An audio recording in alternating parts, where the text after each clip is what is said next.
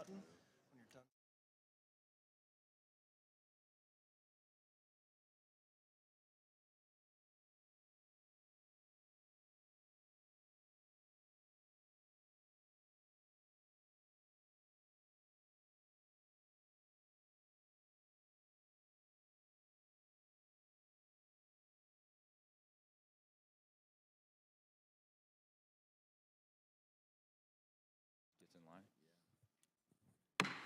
The Select Committee will come to order.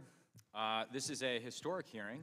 We've never had this combination of witnesses, a fantastic collection of expertise to help us make sense of what the Chinese Communist Party is doing in cyberspace and how we can better defend ourselves. I had a thought this morning that we've spent a lot of time on this committee debating or thinking about the question of whether Xi Jinping will make a move militarily against Taiwan, and what would be the timeline of such a move. And obviously this is a unknowable question, and people continue to debate it. But in some meaningful sense, I wonder if such an invasion, or the preparation for such an invasion, which would be incredibly costly, as the ranking member very eloquently pointed out yesterday, has already begun.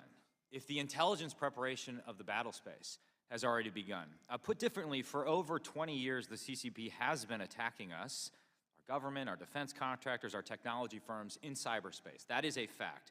And for a long time, these attacks were focused on theft, just robbing us of valuable technology that was then used to drive their military modernization, a really unprecedented military modernization. But another focus of attack has been gathering sensitive information on hundreds of millions of Americans, with attacks on companies like Anthem Health, the Office of Personnel Management. I'm sure Mr. Moulton and Mr. Auchincloss and anyone else who served in the military got a nice letter from OPM after our military records have been compromised. Mine is framed in my office in my basement. According to the FBI, China's vast hacking program is the world's largest, and they have stolen more Americans' personal and business data than every other nation combined. But that wasn't enough for the CCP. In the past few years, our intelligence and cybersecurity agencies have discovered that the CCP has hacked into American critical infrastructure for the sole purpose of disabling and destroying our critical infrastructure in the event of a conflict over Taiwan, for example. This is the cyberspace equivalent of placing bombs on American bridges, water treatment facilities, and power plants. There is no economic benefit for these actions. There's no pure intelligence gathering rationale. The sole purpose is to be ready to destroy American infrastructure, which would inevitably result in chaos, confusion, and potentially mass casualties. It's outrageous. It's an active and direct threat to our homeland, to our military, our ability to surge forces forward in the event of a conflict, and it's not a hypothetical. As our witnesses will testify today, the Chinese government has already done it. Our cyber warriors are doing everything they can to stop it. We are dealing with malware in water utilities, oil and gas pipelines, power grids, and other utilities in our westernmost territories and across the American homeland. And the damage that could be done by this is almost hard to imagine. We need to step up and defend our critical infrastructure, defend ourselves in cyberspace. It's a critical part of deterrence. It will take unprecedented collaboration between the public and private sectors to create the kind of layered cyber deterrence we need to prevent disaster, because it's not just a government problem, it's a whole of society problem. Our committee is called the Select Committee on Strategic Competition between the United States and the Chinese Communist Party. That's a long title. But in a very real way, the name of our committee vastly understates the problem set. It's not just strategic competition, but a strategic threat pointed at the heart of America. If we do not address this threat, then the CCP will have the ability to turn off the lights for everyday Americans, shut down cities, and cause massive loss of American lives. That's unacceptable. I believe men and women of good faith in both parties can come together to prevent that from happening, and that's what today's hearing is all about. I now recognize the ranking member, Raja Krishnamurthy, for his opening statement. Thank you so much, Mr. Chair, and thank you to the witnesses for coming today. I understand that General Nakasone, today is your change of command, and you made time to come and see us, and so I expect this will be Nakasone Unplugged. And so we really look forward to today's testimony. Well, look, folks, today we're going to talk about ugly gorilla and candy goo. And no, these are not my kids' Instagram handles. In fact, these are aliases used by CCP hackers working for the People's Liberation Army, otherwise known as PLA. And specifically, this wanted poster shows members of Unit 61398, whom we indicted in 2014 for hacking into American companies and stealing intellectual property. This was the first time we've ever indicted PRC nationals for computer hacking in the US. For years, the CCP carefully studied how the US ran cyber operations to develop its own concepts for cyber warfare. Xi Jinping himself has called for the PRC to become a, quote, cyber superpower and to dominate the world through information warfare. In the last dozen years, the CCP has used cyber operations for stealing IP from companies, collecting private citizens' data, hacking into government emails, and even potentially gathering personal data from apps like TikTok. However, today we will be discussing an even darker side of the CCP's cyber warfare tactics, activities that go far beyond merely stealing information. Last May, CISA, FBI, NSA, and our Five Eyes partners released a joint advisory that CCP cyber attacks were targeting U.S. critical infrastructure, including American power and utility systems, oil and gas pipelines, and rail systems, among others. This cyber campaign, titled Volt Typhoon, has been inactive since 2021. CCP hackers access computer systems of about 24 critical entities, including in Hawaii and in Guam. The hackers even attempted to access the Texas electric grid. The purpose of the hacking was not to gather intelligence. The purpose was to install malware that, once activated, would disrupt or damage the infrastructure. You might ask why. Very simple: to potentially harm us in a time of conflict. PLA strategists openly talk about coordinating missile strikes with cyber attacks as part of its offensive operations. Former CISA Director Brandon Whale stated that, quote, Chinese attempts to compromise critical infrastructure are to prevent the U.S. from being able to project power in Asia or to cause societal chaos inside the United States. This means targeting Americans. This means we could suffer large-scale blackouts in major cities. We could lose access to our cell towers and the internet. We could lose access to clean water and fuel. So, how do we respond? First, we must be clear-eyed about the threat. The CCP's objectives for a cyber attack are not just to impede military readiness. They also seek to target civilian infrastructure to cause political, economic, and social chaos, and in the PLA's own words, quote, shake the enemy's will to war. Second, we must hunt and destroy malware. We need to discover and destroy all malicious code the CCP is attempting to hide within our networks and our critical infrastructure. In fact, less than 48 hours ago, Reuters reported that the Justice Department and the FBI were authorized to remotely disable aspects of a CCP hacking campaign underway now in order to protect our networks and devices. This is exactly the type of proactive action that we need to take, and we need to work with our partners and allies to do the same. I look forward to hopefully learning more from the witnesses about this particular counter-campaign. Third, we must deter our adversaries. While malicious Chinese code hasn't yet disrupted any of our networks, any cyber attack that results in physical damage or loss of life would grant the United States the inherent right to self-defense. If the CCP were to activate code that could cause harm, we need to make sure that we have the capability to respond and to respond decisively. I look forward to hearing from our witnesses today and yield back the balance of my time. I thank the ranking member. We are privileged to have a great panel of witnesses. The Honorable Harry Coker Jr. is the nation's second confirmed National Cyber Director. a position which came out of our work on the Cyberspace Solarium Commission. Christopher Wray is obviously the director of the FBI. Jen Easterly is the director of the Cybersecurity and Infrastructure Security Agency, and General Paul Nakasone is commander of the United States Cyber Command and director of the National Security Agency. I, too, want to thank you, General Nakasone. I don't want to play favorites on the panel, but when I called you to try and convince you to do this, I felt a little guilty because you're doing your change of command today, but the fact that you were willing to do this, I think, is the ultimate testament, more than any of the awards you're wearing on your uniform today, just to the type of public servant that you are, that you would be willing to do this. And like whether you're redeploying or changing command, usually you kind of drop your pack with about a week to go. You took a massive new rock in your pack because you felt so passionately about this issue. My experience working with you as chairman of the Cyberspace Solarium Commission, you were always forthcoming and generous with your time. So I just want at the outset of this hearing to thank you for an exceptional career of public service. The nation owes you a great debt of gratitude. I would stand for that.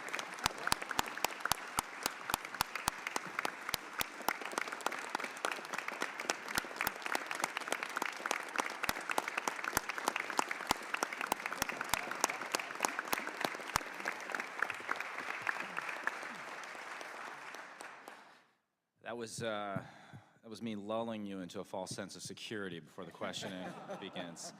With that, I want to ask the witnesses to stand and raise your right hand. I'll swear you in. Do you swear or affirm under penalty of perjury that the testimony you're about to give is true and correct to the best of your knowledge, information, and belief, so help you God? You may be seated. Let the record show that the witnesses have answered in the affirmative. Thank you all. With thanks to the National Cyber Director, Director Wray will begin with his opening remarks, which I believe will include a major announcement. So, Mr. Wray, you may proceed. Thank you, Chairman Gallagher, Ranking Member Krishnamurthy, and to the members of the Select Committee for inviting me here to testify today to discuss the FBI's ongoing efforts to protect our nation from actions taken by the Chinese government that threaten American safety and prosperity. Before I go on, I do want to make very clear that my comments today are not about the Chinese people, and certainly not about Chinese Americans who contribute much to our country and are frankly often the victims of Chinese Communist Party aggression themselves.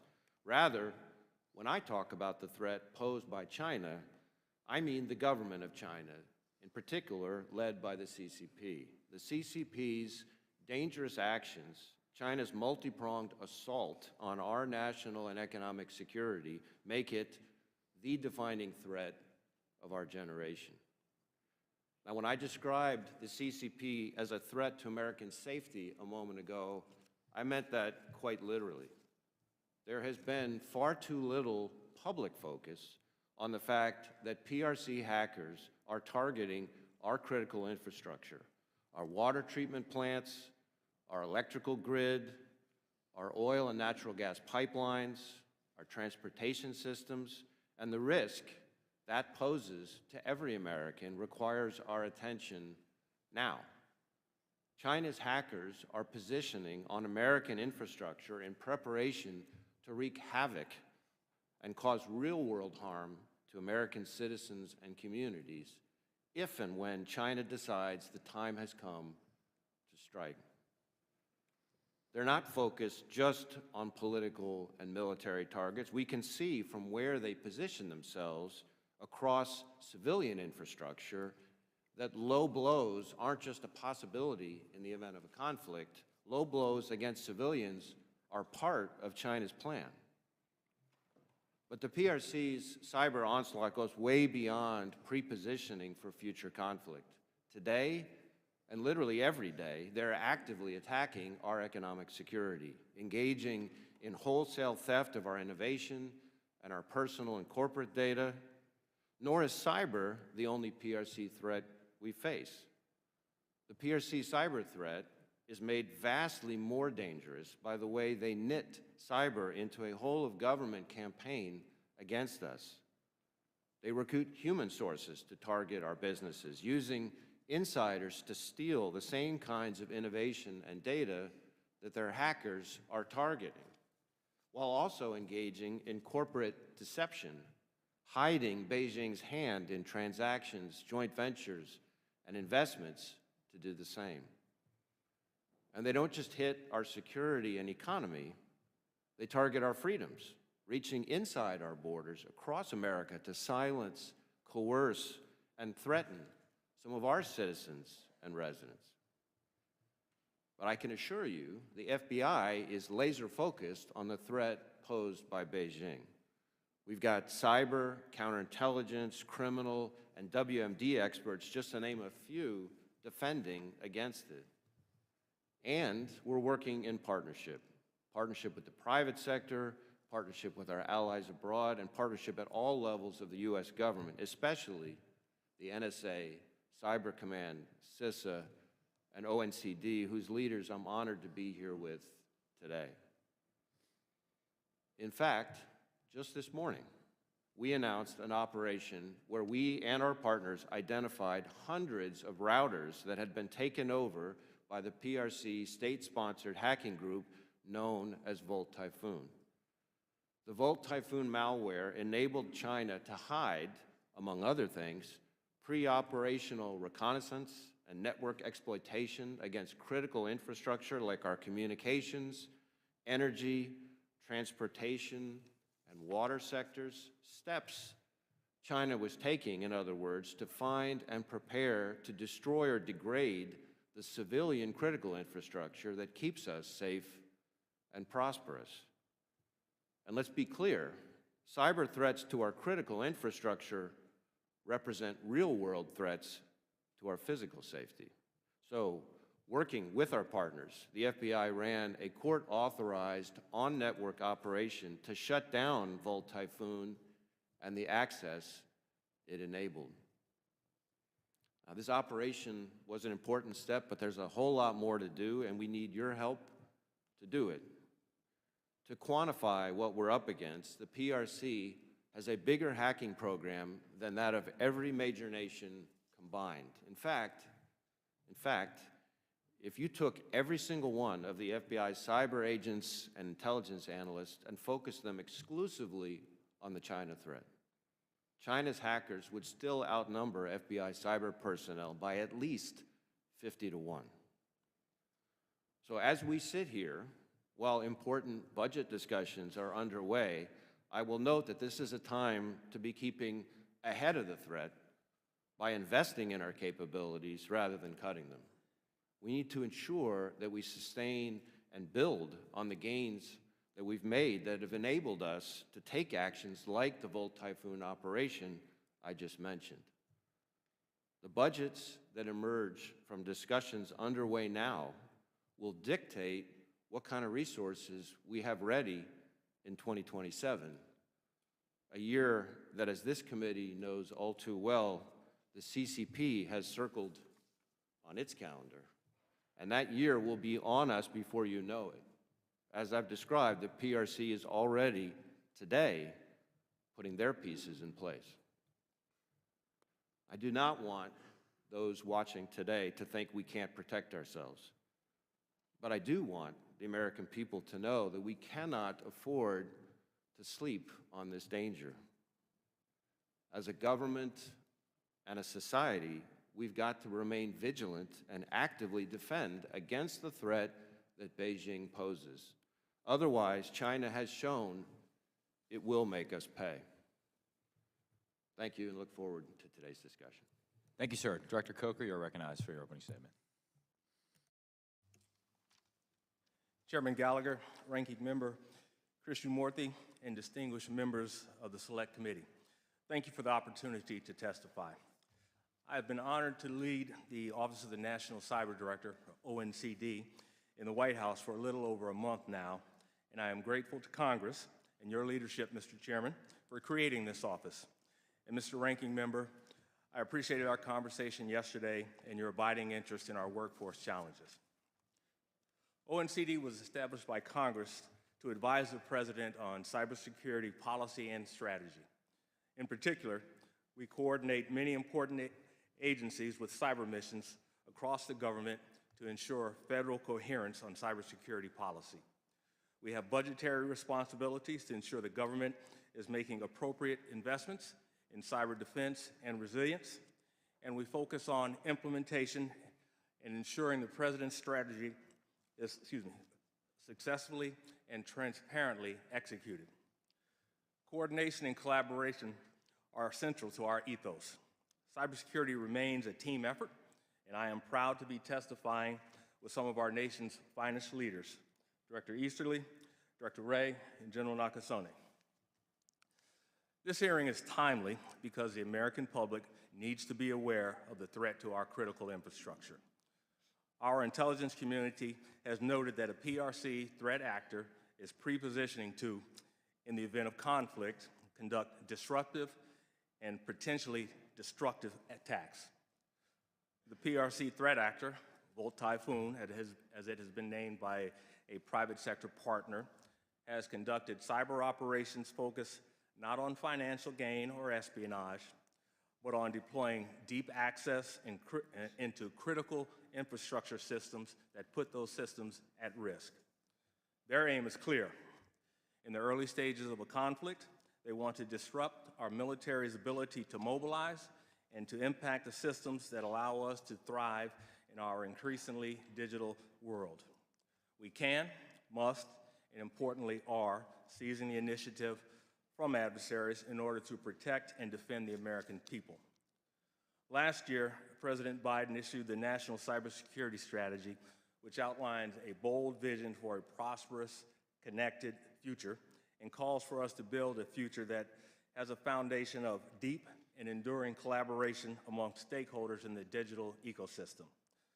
The National Cybersecurity Strategy is threat agnostic, technology agnostic, and is built on two fundamental shifts: that we must, one, rebalance the responsibility to defend cyberspace, and two, realign incentives to favor long-term investments. Today, end users of technology, the individuals, small businesses, and critical infrastructure entities that make up constituencies in your districts, bear too much responsibility for keeping our nation secure. We must demand more from the most capable actors in cyberspace, including the government. And we must build future systems to be more inherently defensible and resilient.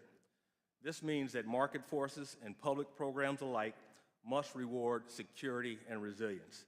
This leads directly to the first pillar of the strategy, which is simple in concept but daunting in scope: defend critical infrastructure. As we can see from PRC targeting, critical infrastructure systems are on the terrain on which our adversaries wish to engage us. And critical infrastructure owners and operators, the majority of whom are private entities, not governments, are on the front lines. Part of our success, then, will come from scaling public-private partnership and collaboration. Beyond scaling these collaborative mechanisms and setting clear, harmonized cybersecurity requirements, the government must also be a good partner when an incident has occurred and federal assistance is required. And even as we shore up our defense, we must also look to change the dynamics in cyberspace to favor defenders. That means, for example, addressing the open research problem of software measurability that makes it difficult to understand the quality of code we use, a topic that OECD is working to elevate. We are also working to address the over 500,000 open jobs in cyber fields. It is vital that we invest in workforce programs to improve the pipeline of talent, expand opportunities for all citizens to learn digital skills, and open these good-paying jobs and careers to all segments of society, including those who have never seen themselves in cyber. This administration is tackling this through implementation of the National Cyber Workforce and Education Strategy released by OECD in July. The administration's focus on cybersecurity has put us on a firm strategic footing to counter the threats from the PRC actors and others. But we will only seize the initiative by leveraging the foundational partners that we rely on, including Congress. Ultimately, cybersecurity requires a unity of effort. No one entity can achieve our shared goals alone. Sitting here today with our close partners, I hope you'll see how our U.S. team is enhanced by thoughtful, patriotic cyber practitioners at all levels of government and from across industry, working together to build a defensible, resilient digital ecosystem. Again, I thank you for the opportunity to testify today, and I look forward to your questions. Thank you, sir. Director Easterly, you are recognized for your opening statement. Chairman Gallagher, Ranking Member Krishnamurthy, members of the committee, thank you for the opportunity to testify on CISA's efforts to protect the nation from the preeminent cyber threat from the People's Republic of China. As America's civilian cyber defense agency and the national coordinator for critical infrastructure resilience and security, we have long been focused on the cyber threat from China. But as you've heard, in recent years, we have seen a deeply concerning evolution in Chinese targeting of U.S. critical infrastructure. In particular, we've seen Chinese cyber actors, including those known as Volt Typhoon, burrowing deep into our critical infrastructure to enable destructive attacks in the event of a major crisis or conflict. This is a world where a major crisis halfway across the planet could well endanger the lives of Americans here at home through the disruption of our pipelines, the severing of our telecommunications, the pollution of our water facilities, the crippling of our transportation modes, all to ensure that they can incite societal panic and chaos and to deter our ability to marshal military might and civilian will. Now, the threat is not theoretical.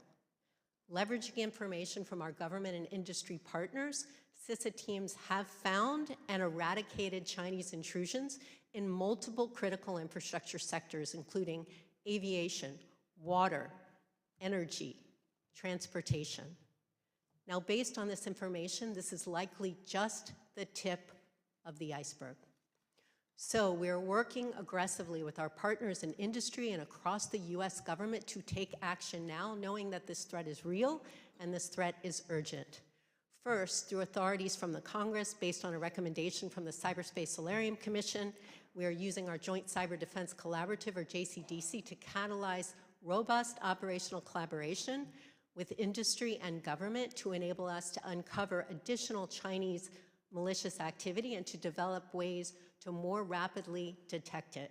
We are also using our free services and resources in providing intelligence to critical infrastructure owners and operators across the country so that they can detect and prevent Chinese malicious activity. And we're using our now hundreds of subject matter experts and advisors across the nation to work directly with businesses to help them improve the security and resilience of the critical services that Americans rely on every hour of every day. The reality is, however, eradicating Chinese intrusions, bolstering resilience, and even some of the great disruptive work that Director talked about, it's all necessary, but it's not sufficient.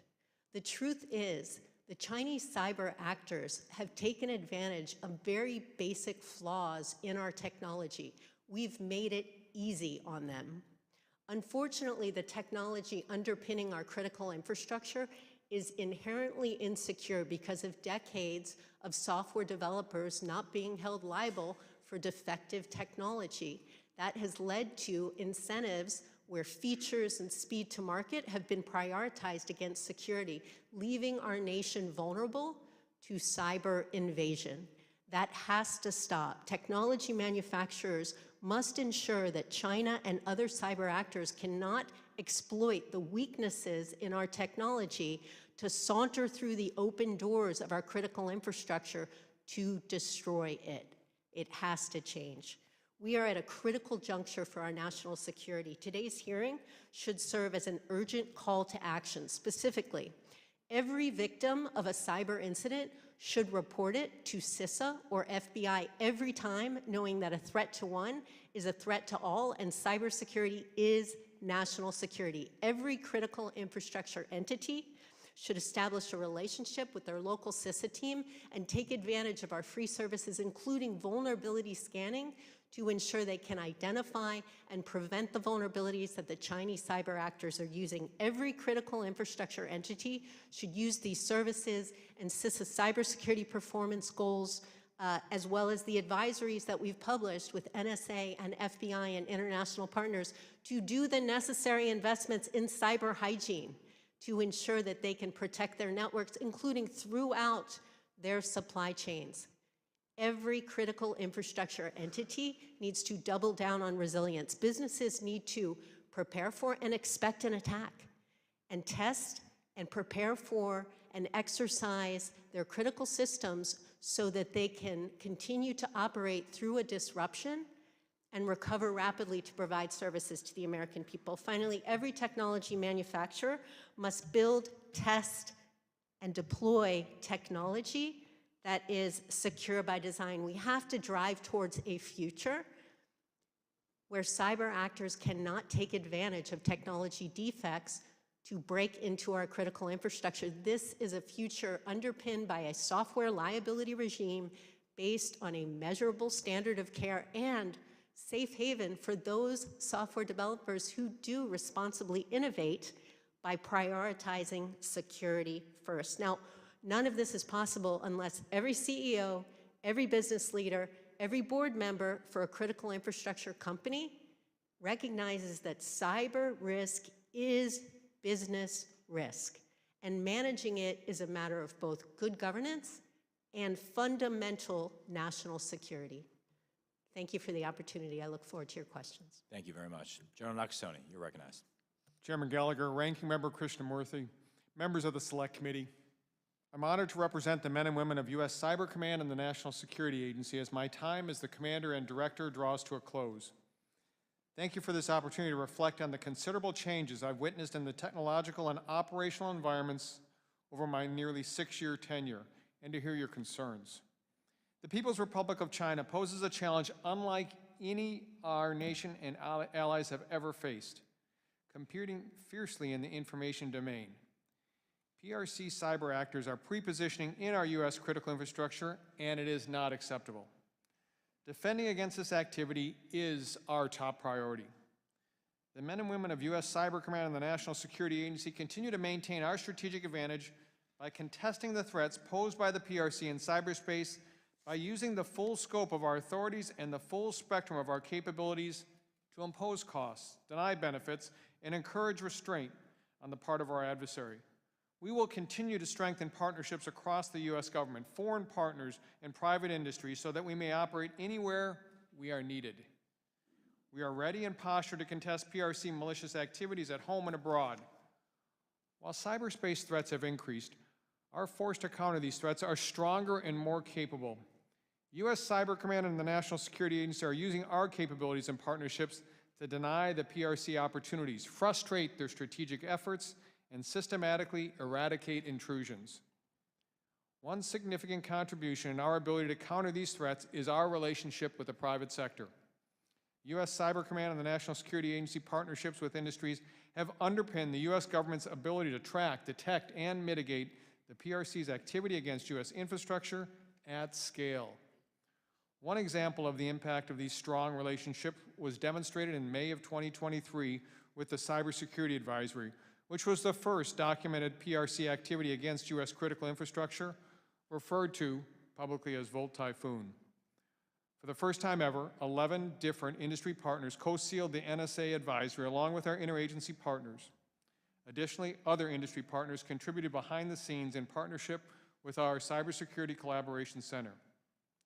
Lastly, I would like to reiterate my appreciation for the opportunity to speak with you this afternoon and recognize the committee's continued efforts to bring attention to this critically important issue, which impacts our national security and the lives and livelihoods of the American people. I look forward to our conversation. Thank you, sir. Director Easterly, your opening statement, both written and spoken, I commend the written statement as well, really kind of teases out the troubling implications of an attack on our critical infrastructure. I read it and I'm sort of left with the implication that China's pursuing a strategy designed to either hold us hostage in the event of an international incident such that we would be afraid to respond, or to actually cause casualties on the homeland. Is that an accurate assessment that I could take from your testimony? Absolutely. So, as I mentioned, as I alluded to, it is Chinese military doctrine to attempt to induce societal panic in their adversary. And arguably, the Chinese government got a little bit of a taste of this in the aftermath of the ransomware attack on Colonial Pipeline, May of 2021, that shut down gas to the eastern seaboard for several days. Americans couldn't get to work, they couldn't take their kids to school, get folks to the hospital. It caused a bit of panic. Now imagine that on a massive scale. Imagine not one pipeline, but many pipelines disrupted. Telecommunications going down so people can't use their cell phone. People start getting sick from polluted water. Trains get derailed. Air traffic control system, port control systems are malfunctioning. This is truly an everything, everywhere, all at once scenario. And it's one where the Chinese government believes that it will likely crush American will for the US to defend Taiwan in the event of a major conflict there. Now, this is also a scenario that we can and indeed must prevent through both the robust practices that I mentioned in my statement, which amounts to deterrence by denial and resilience, but also through the deterrence and escalation of punishment, a credible threat, and then perhaps most importantly, through American strength and unity and the power of our values. And General Nakasone, what would, if you have to assume they're targeting our critical infrastructure in Guam and other territories in the Pacific, what would an attack on that critical infrastructure mean for our ability to respond in the event of a crisis? It could have a very significant impact on what we need to do to provide a series of different options that our commander in the Indo-Pacific region would want to respond with. Communications, an ability to be able to leverage our most lethal weapon systems. These are all areas that we would rely on. And Director Wray, remind me again of the stat I thought was stunning in your opening statement, that if you focused all of the FBI's cyber professionals on the China threat, we would still be at what sort of disadvantage with respect to the humans in China that are focusing on America? We would be at a disadvantage of at least 50 to 1. 50 to 1. And part of the reason I say at least is because one of the things we've also seen from the Chinese government, which has devoted massive resources to the biggest hacking program in the world by a mile, is that they also work with cyber criminals. Yeah. Which is then a whole force multiplier to that already significant enterprise. Roughly how many people or percentage of your resources are devoted to China, would you say? Of our resources? Yeah. I mean, it is the biggest chunk of our counterintelligence program by far, and probably the biggest chunk of our cyber program by far. And then, of course, we have other divisions like our weapons of mass destruction folks who are the ones who did the work on COVID origins, for example, for the FBI. We have criminal folks, criminal investigation folks working on sort of the fentanyl part, which, of course, much of that is coming from precursors in China. So it's really a threat that pervades and permeates almost all of our programs. And you have previously testified when it comes to TikTok that it screams of national security concerns. Why? What is the risk posed by TikTok, in your opinion? Well, the most important starting point is the role of the Chinese government. The app's parent company is effectively beholden to the Chinese government, and that is what in turn creates a series of national security concerns in the PRC government's ability to leverage that access or that authority. So first, the data. It gives them the ability to control data collection on millions of users, which could be used for all sorts of intelligence operations or influence operations. Second, the recommendation algorithm, which could be used for all sorts of influence operations or to sow divisiveness, discord. And again, that's something that we wouldn't readily detect, which makes it even more of a pernicious threat. And AI, of course, enhances all of that. Their ability to collect U.S. person data and feed it into those influence operations makes it exponentially more dangerous to Americans. And then third and finally, it gives them the ability, should they so choose, to control the software on millions of devices, which means the opportunity to technically compromise millions of devices. So as you put all those things together, it is a threat that I think is very, very significant. And again, it all starts back with the starting point, which is the Chinese government itself and their role and their ability to control these different aspects of it. Thank you. My time has expired. I'm excited to recognize the ranking member because his questioning game and prop game improves with every hearing. So, and as they say, game respects game. So the ranking member is recognized. Thank you, Mr. Chair. First, I want to discuss the impact of cyber attacks, real-world cyber attacks that are happening today in Ukraine at the behest of Russia. Recently, the Russians cut off internet access for tens of millions of Ukrainians in one cyber attack alone. And they then cut off power for hundreds of thousands of Ukrainians in a separate cyber attack. And so I have a question for General Nakasone. You know, we actually depict this here. It could look something like this. In a conflict situation, the CCP could aim to attack American infrastructure the same way that the Russians are attacking Ukraine, right? That's correct. Let me turn to a potential real cyber attack by the CCP. General Nakasone, so far we've discovered CCP malware in certain critical infrastructure, but they haven't been activated yet. In the event that this malware were activated, you'd be able to attribute it back to the CCP, just like you did with Volt Typhoon, right? We are very good at attributing, that's correct. Now, General Nakasone, in 2018, you were at the Aspen Security Forum, and here's a picture of you 5 years ago. And you said this, which really caught my eye. It said, if a nation state decided to attack our critical infrastructure, that's above the threshold of war. Isn't that what you said? So I do recall appearing there, and from that quote, yes, and I probably would have said it differently today, Ranking Member. And then the next part of that quotation also caught my eye. You continued by saying, and we would certainly respond. And in your written statement, you talk about imposing costs on potential adversaries. So I just want you to say very clearly here, Cybercom indeed has the capability to respond decisively. It does, and this is a really important point.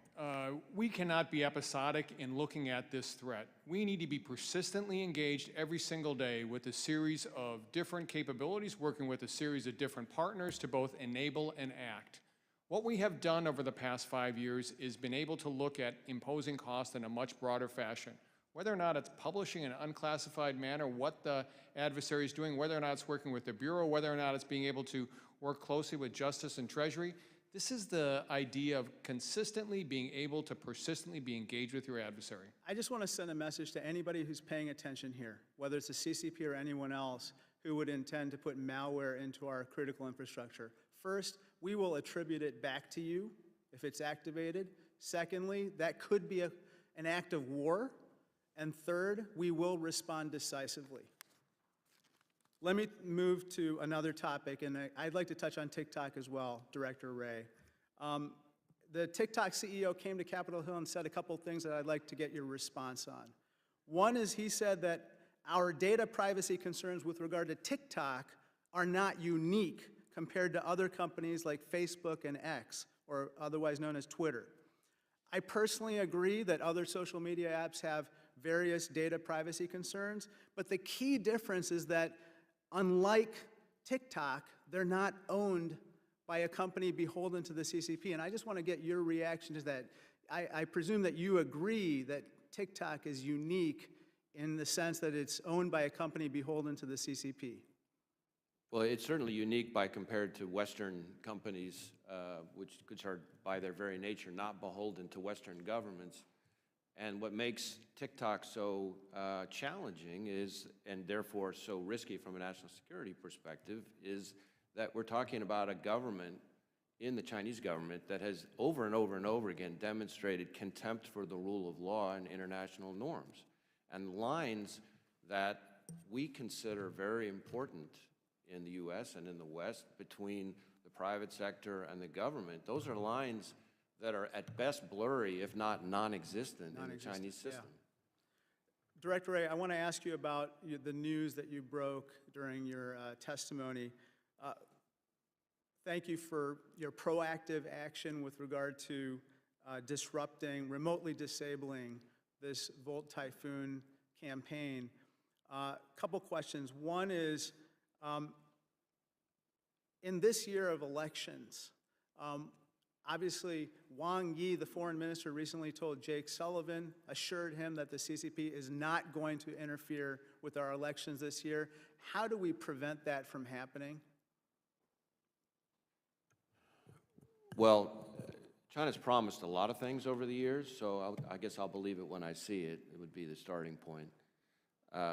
Second, we work very hard across the interagency, all the agencies you see represented here, plus a whole host of other partners, to try to anticipate and prevent any efforts to interfere in our elections.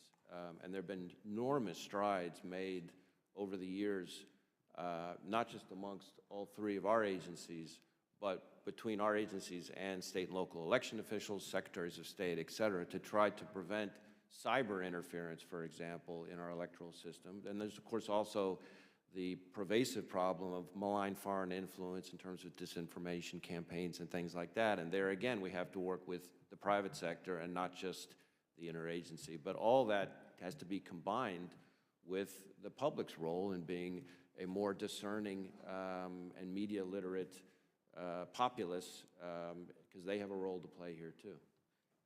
Sorry, one last, the routers you talked about, how many states were they located in? I don't have the number of states with me. I know that it was hundreds of routers, and it is a good example of the point that Director Easterly was making in her opening statement. These small office, home office routers were very outdated, which made them easy targets for the Chinese government. And these small office, home office routers were not themselves the intended targets. The targets, of course, were our critical infrastructure, but what the Chinese were doing were using these easy targets to hide and obfuscate their role in the hacking of our critical infrastructure. And so that's why the point that was made about making sure that we're not creating an easier attack surface for them is so important. Mr. Whitman. Thank you, Mr. Chairman. I'd like to thank our witnesses for joining us today. Thanks again for your service. General Nakasone, thanks so much for your 37 years of service to our nation. I'd like to begin with you. There are some that would assert that other nations conduct cyber operations. Some of those things could have consequences on entities like hospitals and water systems and power grids and other civilian targets. What makes the PRC activities, like embedding latent malware into systems, what makes it unique in relation to other responsible cyber actors? Responsible cyber actors of democracies like our own do not target the civilian infrastructure. There's no reason for them to be in our water. There's no reason for them to be in our power. This is a decision by an actor to actually focus on civilian targets. That's not what we do. Let me ask this too. The ranking member talked about attribution, determining exactly who was behind the cyber attacks and then making sure that there are repercussions for those actions. I would argue too, it's not just about us playing defense, because we will never get out in front of the insidiousness that happens with cyber attacks and those folks that dream up ways to attack our system. But one thing that we can do very effectively is to have a very robust offensive capability as a deterrent, so that folks understand, like China, that if there is a cyber attack on this nation that goes after our critical infrastructure, that what will be coming back their way will be orders of magnitude greater. First of all, do we have the capability to do that? And if so, do we communicate that in various ways so that China knows what the consequences will be if they take such an action? We do have the capability, and we're very, very good, the best. And in terms of the way that we communicate it in many different ways. From our policymakers who have these discussions, to the exercises that we conduct, to the real-world examples that we do with a series of different partners. The other thing that I would tell you is that, first of all, is that we have discovered what they're doing and we have exposed it.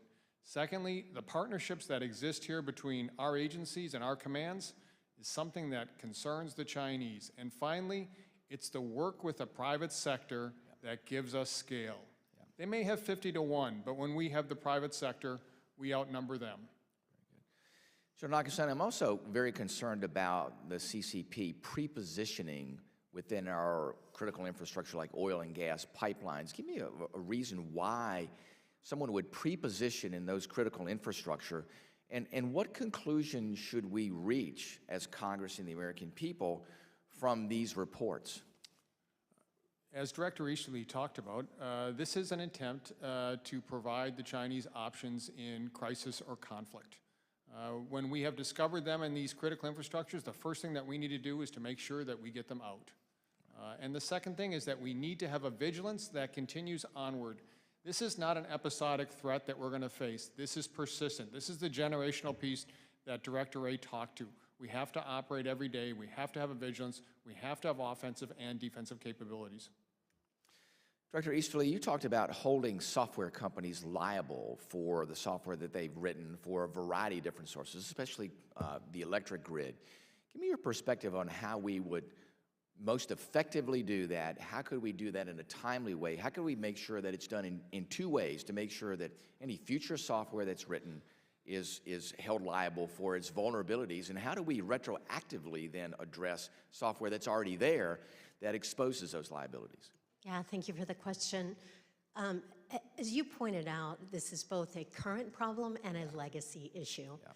What is critical is that we start now to develop a regime, and this was part of the National Cyber Strategy, that can actually hold software makers liable for creating defective technology. Because frankly, I believe if we had something like that, and that was put in place at the dawn of the internet and when software was developed, we would not be in a world where the internet's full of malware and software is rife with vulnerabilities. So we need a software liability regime that's based on a measurable standard of care, but also safe harbor for those software developers who do responsibly innovate by prioritizing security, not speed to market, not cool features. So that's really important and a place where Congress could be incredibly helpful. We also have been working directly with industry. As General Nakasone pointed out, the force multiplier of having their presence in all of these discussions, industry to put a priority on secure by design software as well as international partners. The last thing that I'd say is we need to ensure that individual consumers are also aware that they need to be asking for products that are secure by design and not defective. We are making things too easy for our adversaries. Thank you, Mr. Chairman. I yield back. Ms. Castor. Thank you, Mr. Chairman. Thank you all for being here today and everything you do to keep Americans safe. Director Easterly, I understand a high percentage of cyber attacks in the U.S. are in the energy sector. How would you characterize the cooperation, the proactive nature of public and private entities across the energy sector? Yeah, thanks for the question. So as the National Coordinator for Critical Infrastructure Resilience and Security, we work with what's called sector committees, essentially, that have representation from critical infrastructure owners and operators. One of the things that I found most impressive since I came into this role is that the energy sector, the people at that table are CEOs. And you do not see that across every sector. And that really shows that CEOs in the energy sector understand this issue and understand the need to make significant investments in their cybersecurity and in their cyber resilience. And so that is a very positive thing. We have catalyzed very good working relationships across the sector and of course with the Department of Energy and CISA, which handles all of their cyber work, to ensure that energy companies understand the threat. We did this very aggressively around the Russian invasion of Ukraine as part of our Shields Up campaign, but importantly, understand the steps that they need to take to reduce risk to our energy grid. And the grid across the country is an aging and often in many places is decrepit, and there's a lot of innovation going on. There are a lot of new clean energy sources coming online. There's innovation in distributed systems. I think of after Hurricane Ian hit Southwest Florida, the subdivision, the neighborhood that had a distributed system that didn't go off grid. They had backup power. Is there are you thinking ahead, working with Department of Energy on how to build those more resilient systems where you're not as dependent on volatile fuel sources, you're thinking about the cyber attacks, but also long-term resiliency. How is that working, and do you have any recommendations for Congress on that? Yeah, absolutely. And in fact, that is the key word. We are living in a highly digitized, highly vulnerable, highly connected world where, frankly, it is impossible to prevent all bad things. It's impossible to prevent disruption. So we have been working with our interagency and our industry partners to focus on that resilience, to expect that there will be disruption and to be able to continue to operate through a disruption and to recover. And some of the exercises that we've worked on with our industry and our federal partners really double down on that concept. Incredibly important. To the point about the aging energy grid, it sort of goes back to Congressman Whitman's question about legacy infrastructure. We also have to ensure that we are investing in building resilience into the legacy infrastructure. It's a difficult thing to do. I'm encouraged that there may be some use of artificial intelligence to help us rewrite some of the code bases, at least in the technology world, where you have very sketchy code that is creating vulnerabilities. We could actually help to shore it up. And do you want to say anything about these aging routers that Director Wray referred to with Volt Typhoon, and how are they targeting Americans, and what folks need to know? Yeah, thanks for the question. So just to help folks understand, and my teammates can weigh in as well, when we talk about malware has been mentioned several times. This is actually not a malware issue. And that's why the name of that cybersecurity advisory was Living Off the Land. What these Chinese cyber actors are doing is essentially finding a vulnerability and then finding ways to live within a computer's operating system. So they're actually very, very hard to detect because they look like any other person who's operating on it, and they've elevated their ability to act like a system administrator. So you really can't tell that's a Chinese actor. That's essentially what they're doing on these routers so that they can build these large, essentially, botnets for command and control to allow them to have a launching pad on our critical infrastructure where they take advantage of yet another vulnerability. So the routers themselves may not be aging.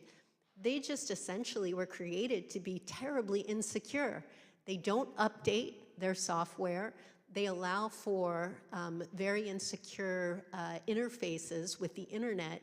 And I think just today, at some point in time, CISA and FBI will actually publish what we call a secure by design alert, specifically for the manufacturers of routers and those small office, home office capabilities that Director Wray talked about, of the very basic things that need to be done to shut off the Chinese cyber actors from using these routers as launch points. Thank you. I yield back.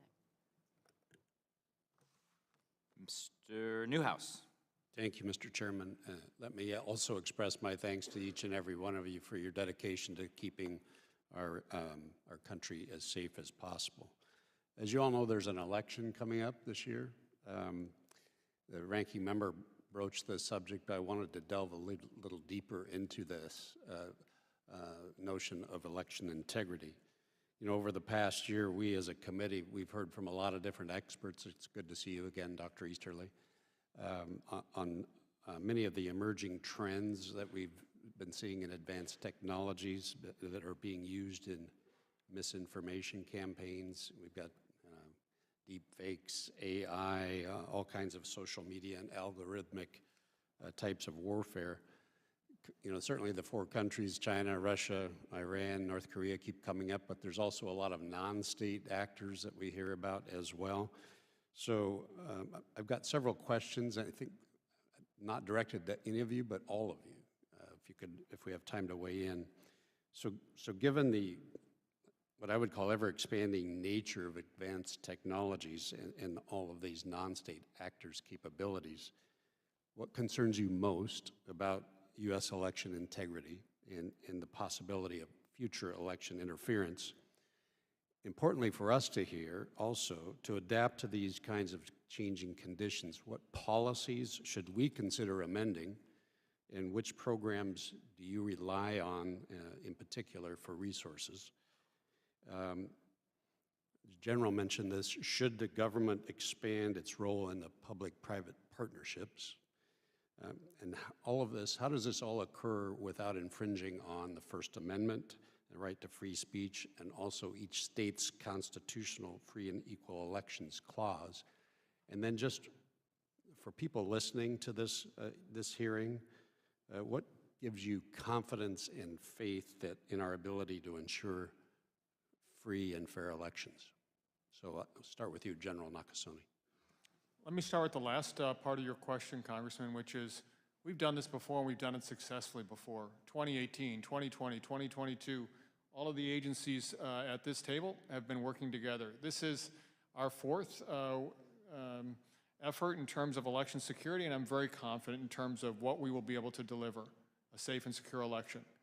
That's based upon the fact that not only has our methodology gotten better, but our partnerships have expanded. It's not just the partners at this table, it's the private sector. It's understanding internationally where we need to be able to partner and see what adversaries are doing outside the United States and do that very effectively. It's a really important question, thank you.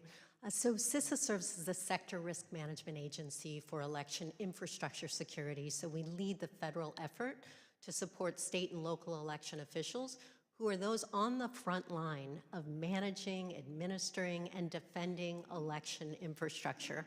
I have confidence because of the enormous amount of time that I've spent with secretaries of state, chief election officials, state election directors who work every day to ensure that they can effectively defend their election infrastructure from the full range of threats, from cyber threats, from physical threats, from operational risks, and from foreign malign influence. And I think what's incredibly important is for the American people to understand the enormous amount of work that's been done with our partners in the federal government, but at the state and local level and with industry to improve the security and the resilience of our election infrastructure. One thing to note that it's the diversity and decentralization of our election infrastructure because it's managed by state, by 8,800 separate jurisdictions around the country. That heterogeneity gives it resilience. And there's also enormous amounts of controls, physical, technological, procedural, that keeps that infrastructure resilient. So the American people should have confidence in the integrity of our election infrastructure, and every American, if they have any questions about it, serve as a poll worker, serve as an observer, talk to your local election officials, and ask them questions. It's a transparent process, but everybody should support their election officials who are working hard to ensure the integrity of our most foundational democratic process. Thank you.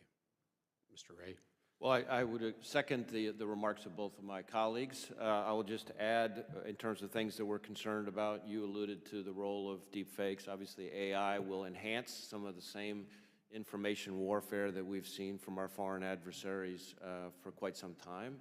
We're also concerned about the ways in which misinformation, disinformation warfare, if you will, from a foreign adversary and cyber attacks can work in tandem. And I think, for example, about the Iranians' effort in the fall of 2020 that Director Ratcliffe and I did a public announcement about, where you had a cyber intrusion that was not as effective as the Iranians might have wanted others to think it was, but they had built sort of a disinformation campaign on top of it.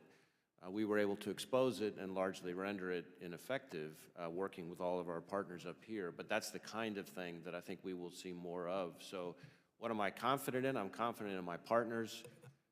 Americans can be confident in our election system and our democracy, but I am also mindful of the fact that our adversaries are getting more and more sophisticated, and that there are more and more foreign adversaries who want to get in on this game. Thank you, gentleman's time has expired. Mr. Moulton. Thank you, Mr. Chairman. It's easy to think of the threat, not working. Maybe that would help. Thank you, Mr. Chairman. It's easy to think of the threat posed by the Chinese Communist Party as something far away.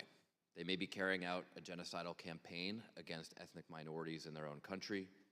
They may be building more nuclear weapons more quickly than any other country in the world. And they may steal secrets from our military and our private businesses every single day. but your testimony makes clear that what the Chinese Communist Party is also doing right now is positioning themselves to change the lives of every American in ways that we wouldn't expect every single day, to cut us off from our water or electricity whenever they want, to take control of our phones or our personal data, to take out the GPS system that we rely on that helps our kids get home. Those of us who see classified intelligence have seen China building these capabilities for years, but most of our critical infrastructure, our electricity and water and rail systems, they're run by state and local governments or the private sector. They may not understand these threats. So Director Easterly, how do we in the federal government ensure that these entities are protecting the system so vital to all of us? How do I convince a small town in my district like Marblehead, a town of 20,000 where I grew up, to invest in cybersecurity to stop the Chinese military? I mean, I'm all for holding software makers accountable, but if a water authority doesn't update their software for 10 years, that may be too late. So how do we protect ourselves today? Yeah, it's a great question. So we have to attack it both at the software developer level, but then of course at the software user level. But as we know, many of these public utilities and even smaller critical infrastructure entities are target rich, but cyber poor. They might have two people who are focused on security, and they're the same two people who are doing administration or the finances for the company. And so one of the things that we've done with the support of Congress is built a very large field force of advisors and subject matter experts to be our frontline forces to work with all of the critical infrastructure owners and operators, the businesses large and small, to ensure that they are aware of the free services that we have that can make it easy on these entities to actually ensure their security and resilience. So very basic things. I think that a lot of entities probably don't know those exist, and so this is a place where we'd love to work with you on the committee to make sure these small towns. That would be fantastic. CISA.gov, all our free stuff. But the other thing, just one last point, basic cyber hygiene. It's not rocket science. If they do the basics, they can stay safe. Director Wray, you explained that TikTok is beholden to the Chinese Communist Party, which can access users' private personal data, influence their feeds. Earlier this month, Cloudflare reported that Taiwan experienced a 3,000% increase in distributed denial of service cyber attacks last quarter. 3,000%. I imagine that's a coincident with their election. So the Chinese Communist Party has shown a willingness to influence elections. I'm heartened by the experience and competence of the federal government in protecting the integrity of our election system. But I mean, just to understand, if the CCP were to want to change TikTok feeds to bias one candidate or another in the upcoming presidential election, would they be able to do so? My understanding is that under Chinese law, that would be something that they would be permitted to do. And we already know they influence Chinese children to study science and math. Could they be able to suggest to American kids that they use more drugs? Again, my understanding is that the Chinese government and the Chinese Communist Party, if it wants to exercise that authority, can easily exercise that authority. General Nakasone, China describes its cyber efforts as proceeding along 4 vectors: deterrence, reconnaissance, offense, and defense. Deterrence, how do they think about deterrence, and how do we think about deterrence in response? So in terms of the way that we think about it, Congressman, is we think about it deterrence by denial and deterrence by cost imposition. Deterrence by denial is what we're discussing here in terms of publishing and being able to expose what the Chinese are doing in an unclassified manner. This is the difference. This is the challenge China now faces. We have uncovered what they're doing, and we will continue to do that. So as we uncover this, and I'm running out of time, but I want you to comment on one other thing, General Nakasone. It's clear from all we've heard, including the workforce challenges that Director Wray described, that we need more cyber experts to serve our country.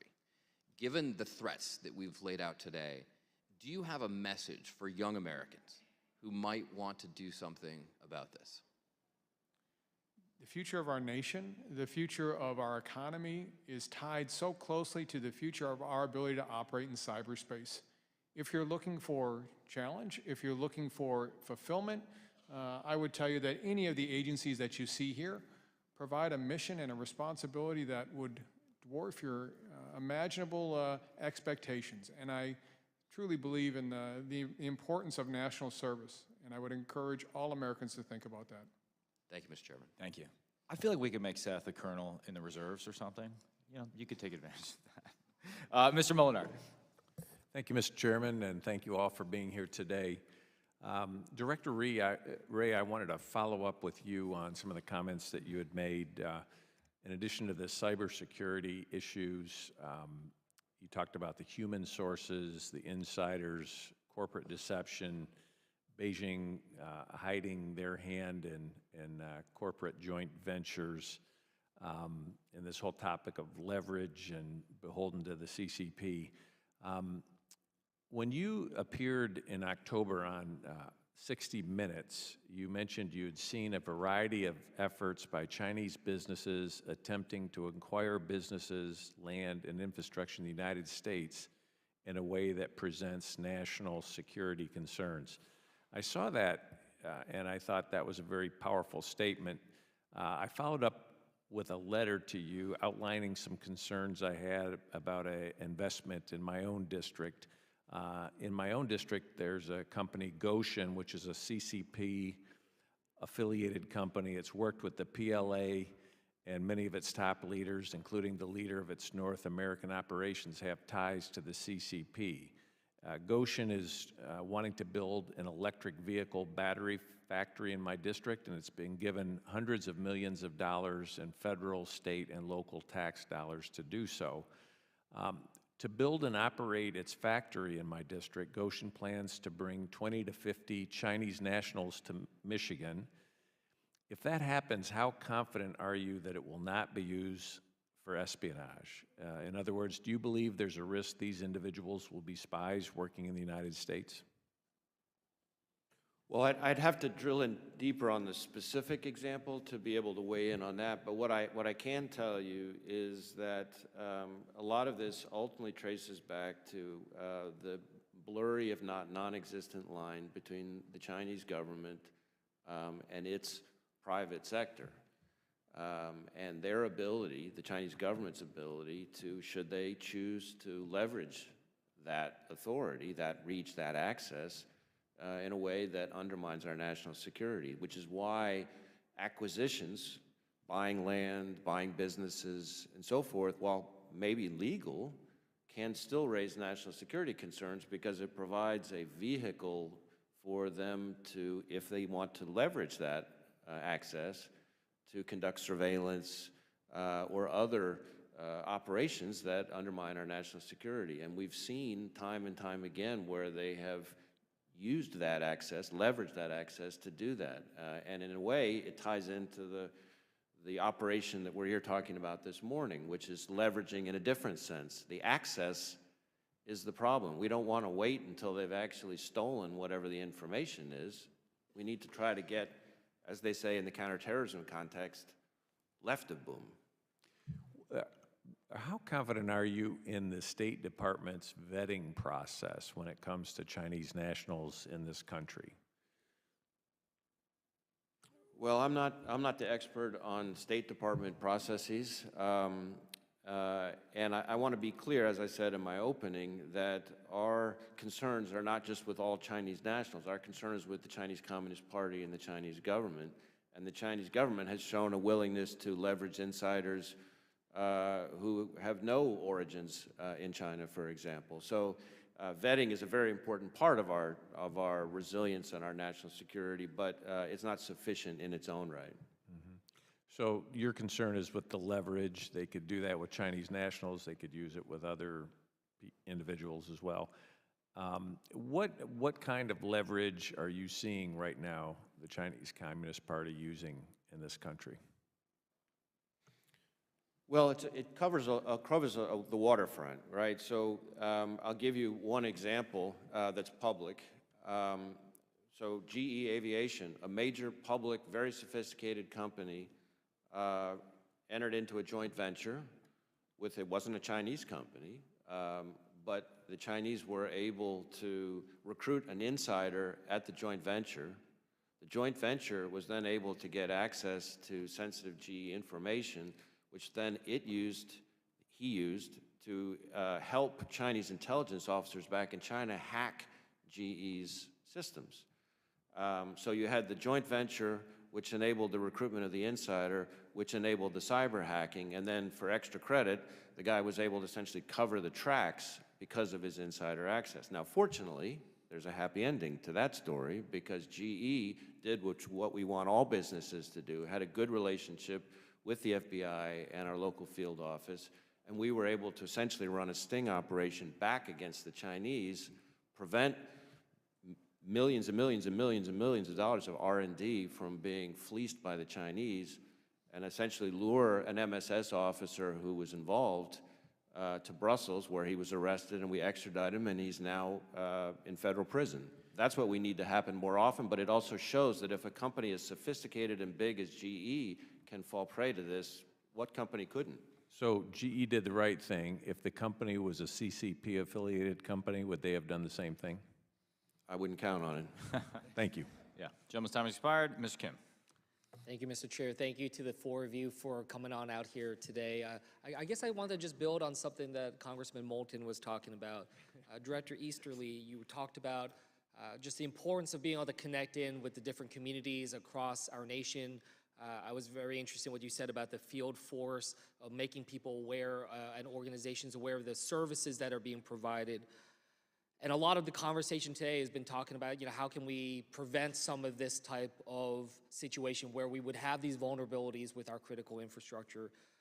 But Director Easterly, you also framed it, and I thought it was a very poignant way to frame it, talking about some of the concern of societal panic, I think is the phrase that you used, something that can be done against us that can very much damage our ability to operate, create that kind of concern amongst the American people that could sway political decision-making and weighing decisions in that way. So I guess I just wanted to ask the four of you,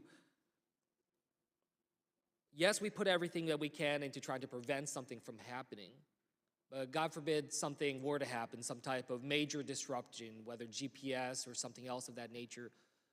What kind of active planning are we doing in a whole of government way? Are the four of you brought into that type of coordinated effort for that kind of 0 hour, day after type of planning? I just want to have some sort of assurance or some sort of understanding of what kind of work you all are doing in that responsive way, not the preventative way, to tackle this issue and prevent that type of societal panic that you all were worrying us about.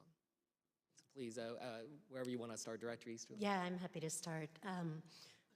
And really, it's not my phrase, societal panic, it's the Chinese, part of their doctrine, and it's a pretty scary phrase, frankly. But we are working very closely with FEMA, our partners in the department, and they are going to lead a whole-of-nation planning effort to ensure that we can respond to significant national security events. Now, this is, of course, building on years and years of national readiness plans and national response plans.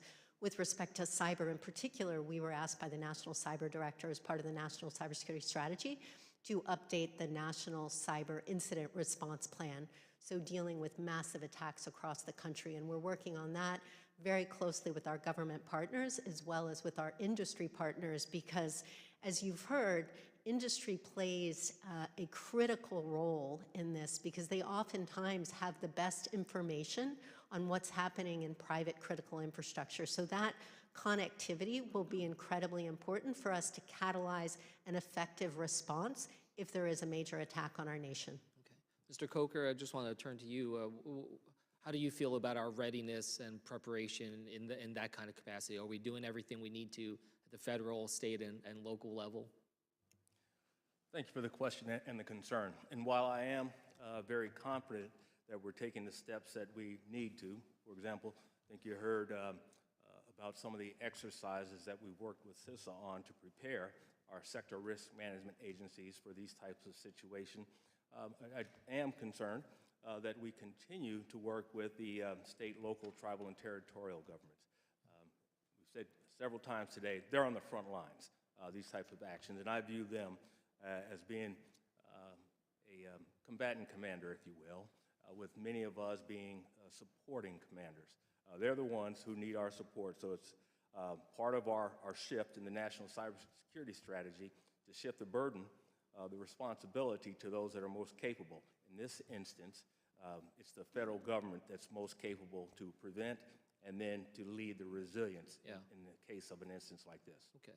Well, look, I'd love to keep up with this because, I mean, look, in New Jersey, you know, we have a lot of readiness in responding to the hurricanes and other storms, but, you know, I just don't really feel like there's a lot of muscle memory and understand how to be able to deal with some of these other types of approaches. I'll just end with Director Easterly again.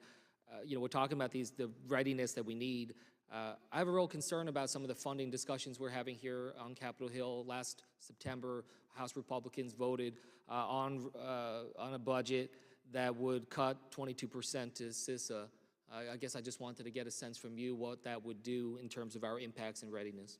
It would have a catastrophic impact on our ability to protect and defend the critical infrastructure that Americans rely on every hour of every day. Thanks for hitting home. Yield back. Mr. Hood.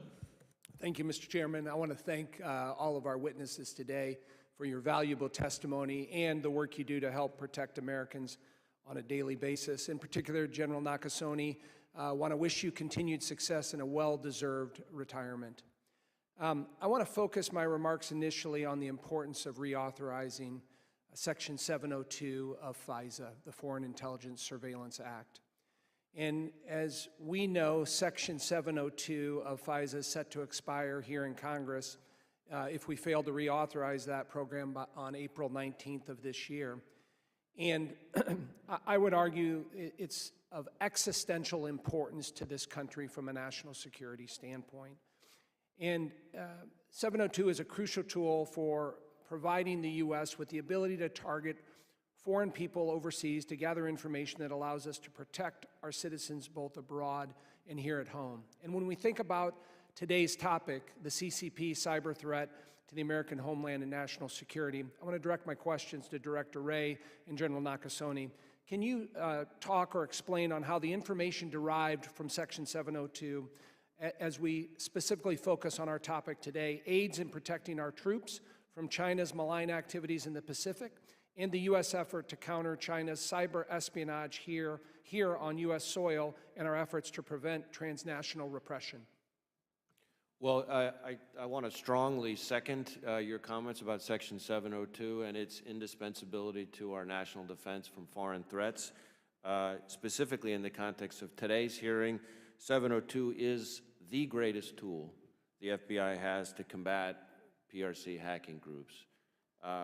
Just to give a concrete example, just last year, thanks to FBI FISA 702 information, we were able to identify PRC state-sponsored cyber actors taking initial steps to access a particular U.S. transportation hub. And we were able to quickly notify the entity and share technical details, which enabled them to be able to kick the Chinese off the networks before harm could be done, before some of the more apocalyptic scenarios we've been talking about here could transpire. That's the kind of thing that happens, frankly, not infrequently in our work. That is 702 enabling us to identify PRC malicious cyber activity targeting Americans, targeting American critical infrastructure, enabling us to warn victims, to notify them with details that enable them to take effective defensive action. And so, in my view, failure to reauthorize Section 702, or for that matter, reauthorizing it in a way that severely restricted our ability to use it, would be a form of unilateral disarmament in the face of the Chinese Communist Party, which I can assure the American people, the Chinese government is not tying its hands behind its back. It's going the other direction, and we need to do the same. Thank you. General Nakasone. Congressman, Section 702 is the most important authority that the National Security Agency uses every single day to keep Americans safe and to secure our nation. As someone who was at the Pentagon on 9/11, to consider that we would return to the days before Section 702, where we couldn't connect the dots, is almost inexplicable to me. The other piece that I would add to your question is 702 is so agile that it provides us an ability to see the Chinese precursor chemicals that are being used to feed fentanyl, which is the scourge of our nation. 100,000 Americans lost their lives in 2022. 702 allows us to identify those precursors that saves lives. The final point that I would offer is that of the surveillance authorities that are out there today, the most transparent, the most effective, the most important authority is 702. It balances civil liberties and privacy and the requirements of our national security. Thank you. I yield back. Thank you. I thank the gentleman for his incredible work on that issue as well. Mr. Torres. Thank you. General Nakasone, the United States is a cyber superpower. Do you consider China a comparable cyber superpower? Congressman, I consider China a near-peer adversary, yes. And what is the likelihood of China outcompeting the United States in cyberspace? I think given the attention that we're putting on this today, the realization that our nation must change, the strategic environment that it must change, our national defense strategy, our national security strategy, I think will maintain that superiority. A reassuring answer. During World War II, the United States was concerned that Nazi Germany would be the first to develop an atomic bomb. Today, we're concerned that China could be the first to develop a quantum computer capable of breaking modern encryption. Director Easterly, who's winning the quantum computing arms race? I would probably ask General Nakasone to weigh in on that specifically. Congressman, you point out one of the critical things that we're moving towards right now. Our agency creates the keys, codes, and cryptography that ensures the underlying encryption of our nation. We are developing those keys, codes, and cryptography in partnership with NIST to ensure that our nation is safe from a quantum computer, which you just described. National Security Memorandum 10 talks about this. We are well on the way to being able to do that, and we will be able to defeat any type of quantum capability that the Chinese have in the future. So we're winning the race? We are. Right. Artificial intelligence, there's a real risk that advanced AI could enable anyone, anywhere to carry out a cyber attack on critical infrastructure. What can be done to prepare ourselves for a world of widely distributed cyber weapons of mass destruction? Well, this is an area where I have significant concerns because AI is moving faster. It is moving at a speed that is 3 times the speed of Moore's Law. It is unpredictable, and it will probably be the most powerful weapon of our generation. Most powerful weapon of the last generation was owned and operated by nations who are disincentivized to use it. These are generally owned and operated and produced by private sector companies who are driven by a profit motive. So we need to be very, very specific about the guardrails and ultimately the type of regulation that will help prevent the use of these capabilities for nefarious purposes by rogue nations, by cyber criminals, by terrorists. And we need to move incredibly quickly to do that. I think this and China are the 2 generational issues that we need to be riveted on to protect our nation. And as you noted, AI development is largely unfolding among a small number of companies, secretly behind the scenes, and I think most of us, even in Congress, are out of the loop. Do you feel like these companies are keeping you abreast of the latest advances in AI and the implications that those advances would have for cybersecurity? Well, I think one of the good news story is because of the illumination of this issue and the inherent risks by the Congress, by the administration, industry has had to come to the table and actually work in a more transparent way, which we greatly appreciate. But we need to see more of that. And frankly, we need to have secure guidelines in place. There needs to be secure by design for AI, which is why we've been working with all the big generative AI companies and international partners to ensure that when these capabilities are created, security is the top priority. Now, there are multiple leaders, the CISA director, national cyber director, the deputy national security advisor for cyber and emergency technology, the head of Cybercom, who play a role in setting cyber policy. And there are multiple law enforcement agencies, FBI, Secret Service, Homeland Security investigations, that play a role in combating cyber crimes like ransomware. Who is in charge of coordinating the various moving parts of cyber policy making and law enforcement? Statutorily, It's the Office of the National Cyber Director that serves that purpose, sir. And how does your role differ from that of the Deputy National Security Advisor for Cyber and Emerging Technologies? What's the difference between those two roles? The National Security Council writ large yields all mechanisms of national power, and cyber is but one. So when the NSC provides guidance and advice to the President, it's far broader than cyber. Our domain is on... No, but there's a Deputy NSA specifically for cyber, so how does that role differ from yours? We work very closely together, but the big difference is there is more of an operational flavor to that role than my role. Again, our office is providing strategic and policy guidance, not operational guidance, which is what the National Security Council does with our colleagues. Again, far broader than cyber, but more operational than the Office of National Cyber Director. But I also want to be real clear that we work very closely together. Literally weekly, we have a sync, leader to leader, but our staffs are working together daily.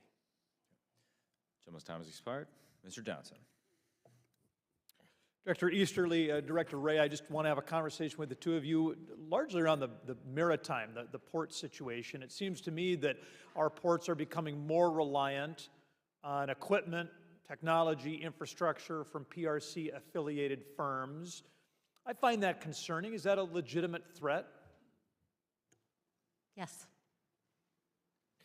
So I think it's a good example of the theme that we've been talking about in this hearing in other contexts as well, right? Which is if you're talking about Chinese businesses, there is the potential that they can be leveraged by the Chinese government for all manner of concerns. When you combine that with some of the cybersecurity concerns that have also been discussed here in the context of ports and maritime security, it's sort of a double whammy. Yeah, I mean, these supply chains, of course, are so interconnected and so heavily reliant upstream and downstream. It doesn't take very much hitch and a giddy-up to start to strangle our ability to engage in international trade or to power the American economy. How do you assess the awareness of our maritime partners, the port operators, shippers, carriers, about this threat? Yeah, so one of the issues, and you may be alluding to this, sir, is that 80% of cranes in our ports are ZPMC. So it goes to the point about Chinese-controlled infrastructure in our critical infrastructure.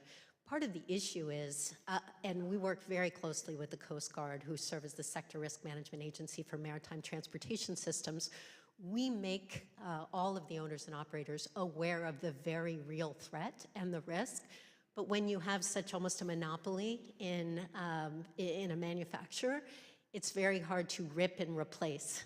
Same concerns with the communications infrastructure. So what we do is we provide, working with the Coast Guard, information on the threat, and we provide what they can do to mitigate the impact of that threat. So there are things that can be done to lessen that risk, but of course we should work to be able to not have to depend on this type of Chinese infrastructure, which ultimately is controlled by the CCP.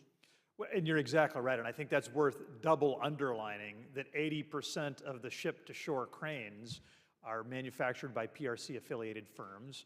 It does seem like that is quite a liability, all things being considered. Director Wray, more to add on that front? Well, I would agree with both your comments and Director Easterly's. I would just add that it's about more than just the ports and the cranes. Maritime sector more broadly is something that we know the Chinese have targeted, and that's part of why, together with CISA and Coast Guard and others, we've tried to put out a lot of information about best practices, mitigation guidance, et cetera, to try to reduce the risk, but ultimately, if we're going to be in a more secure posture, we're going to have to be mindful of the Chinese government's ability to leverage its businesses.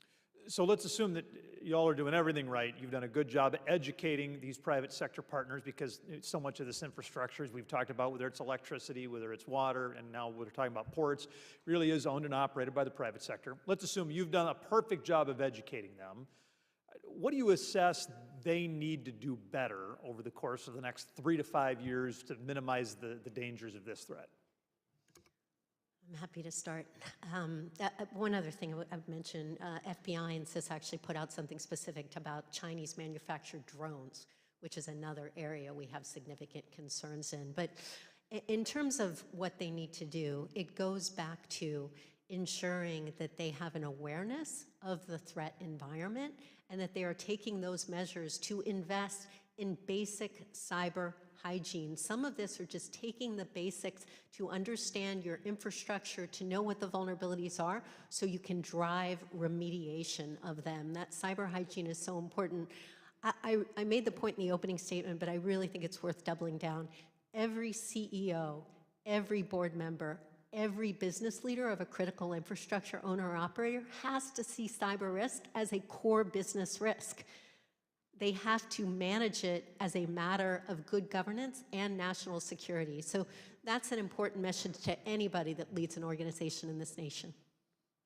I would just add to those very good points that much as Director Easterly referred to in her opening statement, same thing in the context of ports and maritime security more broadly, we need victims to reach out to us immediately, because the victim who reaches out to immediately is the one who's going to supply the information that will enable us not just to be able to share information with them to better mitigate and prevent their attack from becoming worse, but more importantly, in many ways, prevent the attack from metastasizing to other sectors and other businesses. So the first victim that gets contacted, that victim's information is the one that helps us protect all the other organizations and victims that are potentially out there. And so we see all the time, when it's done right, businesses reaching out to their local FBI field office. We're able to be there often within an hour or just a little bit more, sharing technical indicators that they wouldn't have had.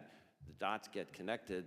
They're better able to prevent that attack from getting worse, but then they're also able to share intelligence, which enables us collectively to then arm other businesses and other ports, let's say in this case, from being victims and getting further left of boom. Mr. Chair, I would close by noting that we have hyper-optimized these supply chains for efficiency, but we cannot leave resilience behind, including, of course, cyber. Thanks. Noted. I yield. Mr. Auchincloss. Thank you, Chairman, for today bringing together witnesses with such credibility and commitment to defending our democracy. I appreciate it. This hearing brings to mind my favorite anecdote from the Civil War. It was 1864, and Grant just took command of the Army of the Potomac, and he was surrounded by his senior staff. And they were preparing for their march into Northern Virginia, and they kept on saying, well, Lee's going to do this, and Lee's going to do that, and what if Lee thinks about this? And he snapped, and he said, stop worrying about what General Lee is going to do. Let's make him worry about what we're going to do to them. And I think about that a lot when it comes to cyber, because we have to do all of these things that Mr. Johnson put forward so articulately about making ourselves resilient, but we also have to make them worry about what we're going to do to them. And it strikes me that the best offense we have is not actually the NSA's ability to hit their critical infrastructure, although I know we can do that, and we're in the clear right now, and I'm not going to ask you all the details, but that needs to be there. But actually, the best offense that we have is to turn their domestic populations on those regimes, to allow their own people to debate, to deliberate, to ask themselves whether they like 3-year COVID lockdowns, to whether they like invading another sovereign nation. And Starlink, in the last several years, has proven that it can open up those channels of civic discourse that are so corrosive to authoritarian regimes. This question is for any of you who want to tackle it, but what can we in the US government do to, one, turbocharge our ability to turn on their civic discourse, whether with Starlink or other means, and to two, to make sure that that decision is US government's decision, not Elon Musk's decision? I'd like to start, Congressman. I think the key piece that you've just talked about is what we've all realized, which is the what we do hasn't changed a lot. The National Security Agency, we do signals intelligence, we do cybersecurity. At US Cyber Command, we do cyberspace operations. It's the how. The how is changing so rapidly. And this is where we have an impact against China. Much in the same way Grant in the Wilderness Campaign decided that we're going to focus on our strengths, not worry about his adversary. That's the same thing we have here. We have our strengths. Our strengths begin with our partnership. Our strengths begin with the fact that we are able to talk with our private sector and be able to understand broadly what is going on. The fact that we are now publishing these type of insights in an unclassified manner, hanging them on our websites, must and will. But do we have a concern the plan, Chinese. General? Do we have, and maybe this is for Mr. Coker or Ms. Easterly, but do we have a plan for internet freedom in Iran, in Russia, in China, so that their populations can engage? The Ayatollah is 84 years old. He's got advanced prostate cancer. There's going to be a succession soon. Are we ensuring that the Iranian people have as much of a voice as possible in making their discontent known as that succession planning is happening? Same thing, of course, in China. That's what really keeps Xi Jinping up at night, I believe, is not actually U.S. politics, it's latent Chinese politics. Well, I'll come at it from the FBI's end. I mean, much of what you're talking about are operations that would take place, in those countries. But that's why when we call out transnational repression by all the governments you listed off, that's so important, because those repressive techniques that you're talking about, they're not just doing them in their home countries, they're exporting it onto U.S. soil. And their victims, their intended victims, are primarily the diaspora of those countries, dissidents and critics here who have the audacity, in their view, to criticize those regimes, the Chinese, the Iranians, the Russians, et cetera. And so when we take action through exercise of the rule of law here to protect those victims and call out that behavior, those families are in contact with their family members back in those countries, which helps create the dynamic you're talking about. I agree with you, and we've had excellent hearings on transnational repression, and I understand the feedback loops. I would say, though, that we need a whole-of-government strategy for Starlink on steroids for these authoritarian regimes. In my last 30 seconds, Director Wray, I want to compliment you on the work that you've done since October 7th to improve public safety in the United States. I know that's been a focus of yours, and that in December you testified that you saw blinking lights everywhere and that you were especially concerned about Hamas-inspired domestic terrorism. And we know that the Chinese are fomenting that, frankly. Regrettably, the Boston City Council in my home state rejected $13 million of federal terrorism funds that would help in part with cybersecurity, but also terrorism preparation operations. What would be your message for municipalities and localities about the importance of regional preparation to defend against terrorism, both cybersecurity as well as kinetic? We are, since October 7th, in a heightened threat environment from various forms of terrorist risk. The biggest one is an inspired attack by the conflict in the Middle East, but an attack that's inspiring some individual here in a horribly misguided way to commit an attack. And that risk is more likely to be a lone actor targeting so-called soft targets here in the United States, which is, facilities, houses of worship, schools, places that people every day in America go, including in municipalities like the ones you're talking about. And so to defend the public we all serve, we need to be mindful of that heightened terrorist risk. So time has expired. Ms. Hinson. Thank you, Mr. Chairman. Good afternoon to our distinguished guests. Thank you so much for appearing before our committee to discuss these blatant threats that the PRC poses, not only to our cybersecurity, but to our national security on many, many levels. And Director Wray, I wrote it down when you gave your opening statement. You talked about, they want to wreak havoc and real-world harm on us, and we need to be ready if and when. And I think it's very clear today from our discussion that it's not if, it's already happening. So our answer is resiliency, it's prevention, and it's accountability. And so I'm pleased to hear about the work that you're doing interagency to counter these threats. And back in September, the chairman and I led a letter to you, Director Wray, as well as to Secretary Austin, requesting that the FBI and Pentagon brief members of this committee specifically on the gate crashers at many of our sensitive facilities, U.S. military bases, critical infrastructure. And it's unacceptable that the PRC was even able to gain access to many of these sensitive sites. They scuba dived around sensitive military equipment. They were able to infiltrate our Army test sites, missile sites, and then, of course, the most egregious example of the spy balloon going across our country. It's a blatant attack on our country to undermine our national security and breach our military and technical innovation. So I appreciate the prompt response to our letter, and I want to ensure that this conversation continues, that our security agencies are prioritizing this at the highest level. So I would be curious what the FBI is doing right now to further secure these critical areas to ensure that we are stopping these threats to the American people before they happen. So we are tackling it through a combination of investigations, intelligence sharing, and engagement.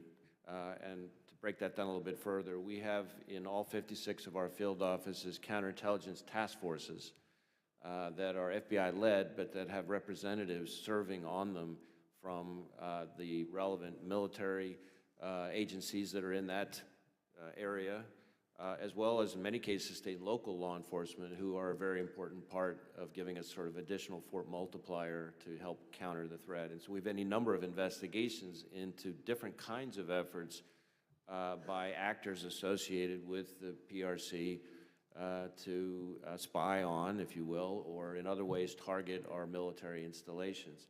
Intelligence sharing, obviously things that we learned through our investigations, we're able to marshal that and then share that back with our DoD partners so that they can use that to be even savvier about how they defend their installations. And then engagement, we're trying to make sure that the lines of communication are wide open between us and whatever military facility is in that particular area. When I visit an FBI field office, and I've visited all 56 twice, I'm on my third round now, it never fails to inspire me the close relationship that exists between the local FBI field office and the military presence in that state. Yeah. And I'm sure there are many, many of those partnerships that have been very, very successful in stopping many of these threats, but we can't rest on our laurels, and obviously continuing those conversations is going to be critical, and look forward to maybe further conversations there, perhaps in classified setting, about what more we can be doing.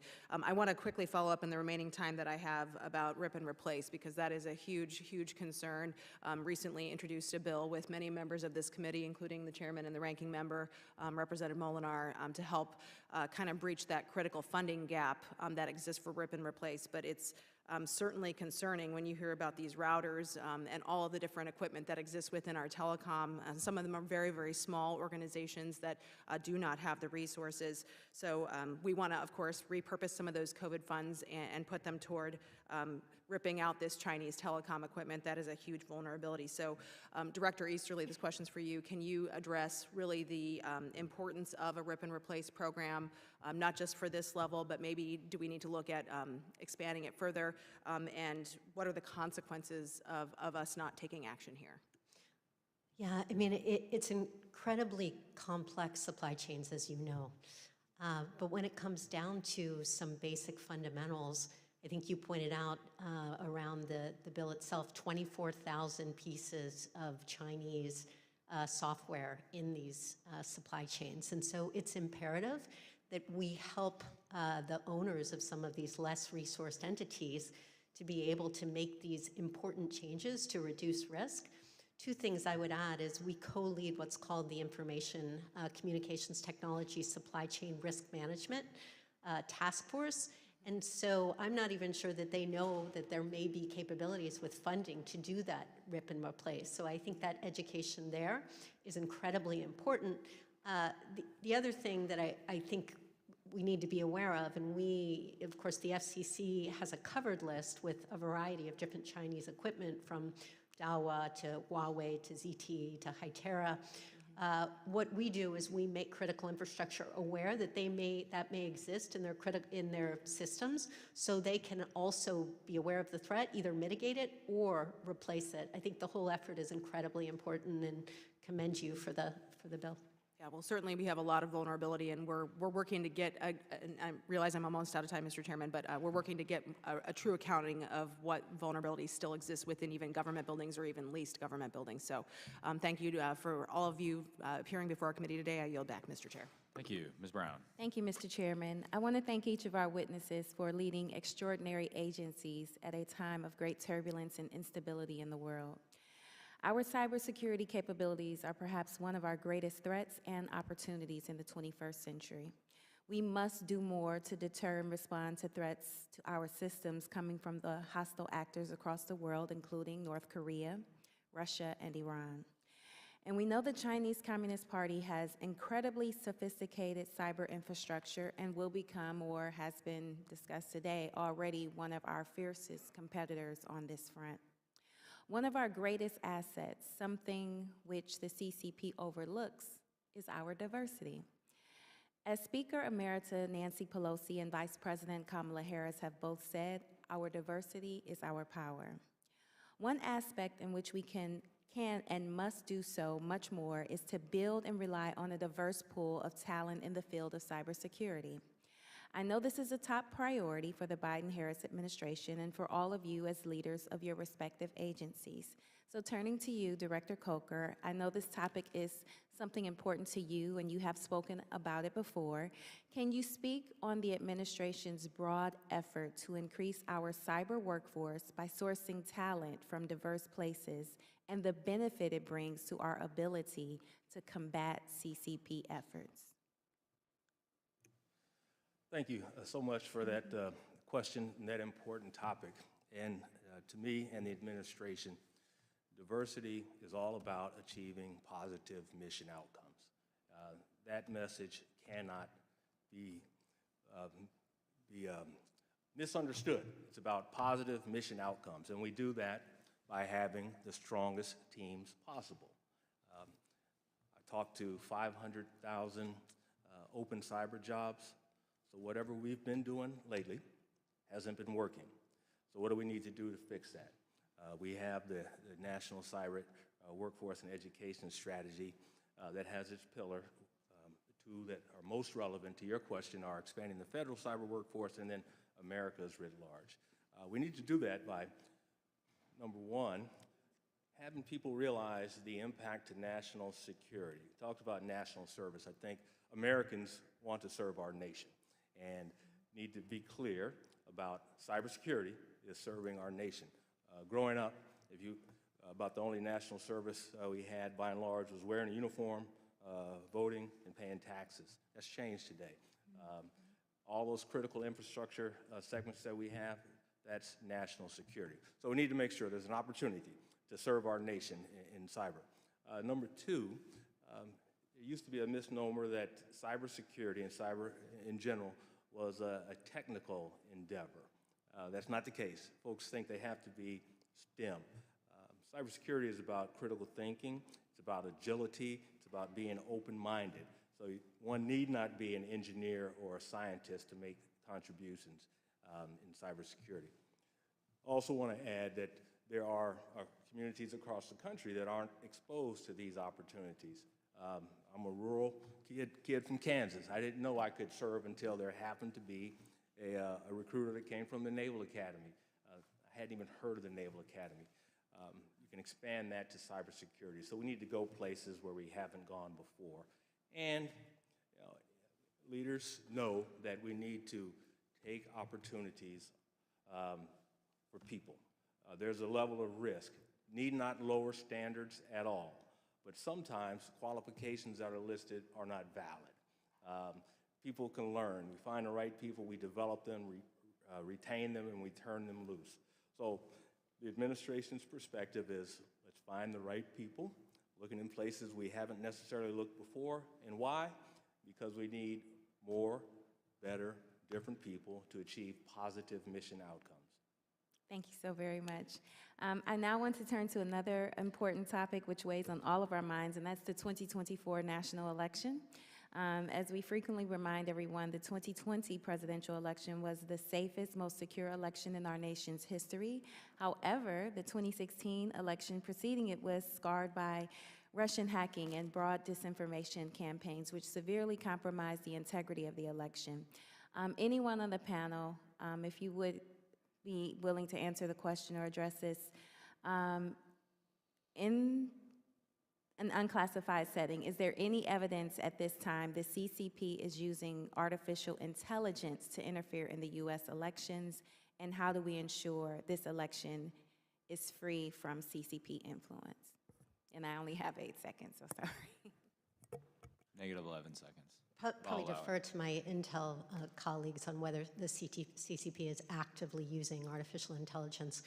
But based on the DNI's report in December about the activity in the 2022 midterms, which talked about the aggregate scope and scale of foreign activity and influence and interference being more than we saw in 2018, and specifically Chinese attempts at influence, we should expect it. We should absolutely expect that foreign actors will attempt to influence and that they will interfere. But to be very clear, Americans should have confidence in the integrity of our election infrastructure because of the enormous amount of work that's been done by state and local election officials, by the federal government, by vendors, by the private sector since 2016, since election infrastructure was designated as critical infrastructure. It's that work that should make the American people confident in the security, resilience, and integrity of the American election system. Generally's time has expired. Mr. Jimenez.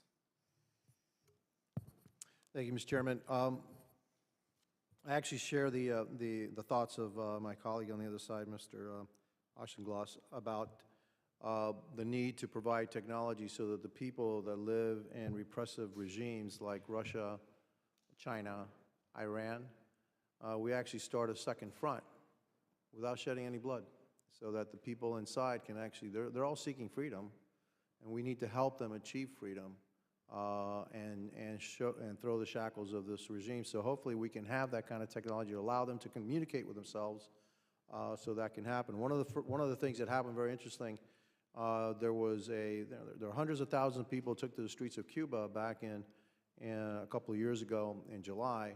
And the first thing that the Cuban government did was shut down the internet, identify the leaders, and then took them out. If we can find a technology that allows the people to communicate with themselves, I think we can actually help the cause of freedom around the world. And so, I'll be working with my colleague there to see how we can make that happen. I actually believe that the cyber war that we're conducting right now is a battle. And I think actually the race is really the race to AI. Do you agree with that? Ms. Easterly? I think AI will play a tremendous role in the battlefield to come, but both on private sector as well. How important is the accumulation of data in this race to AI? Well, it's all about data at the end of the day, so Good. data is the gold. So here's where I'm going. Data is the oil. Okay, there's 150 million users of TikTok in the United States. How valuable is that data to the CCP? Enormously valuable. Okay.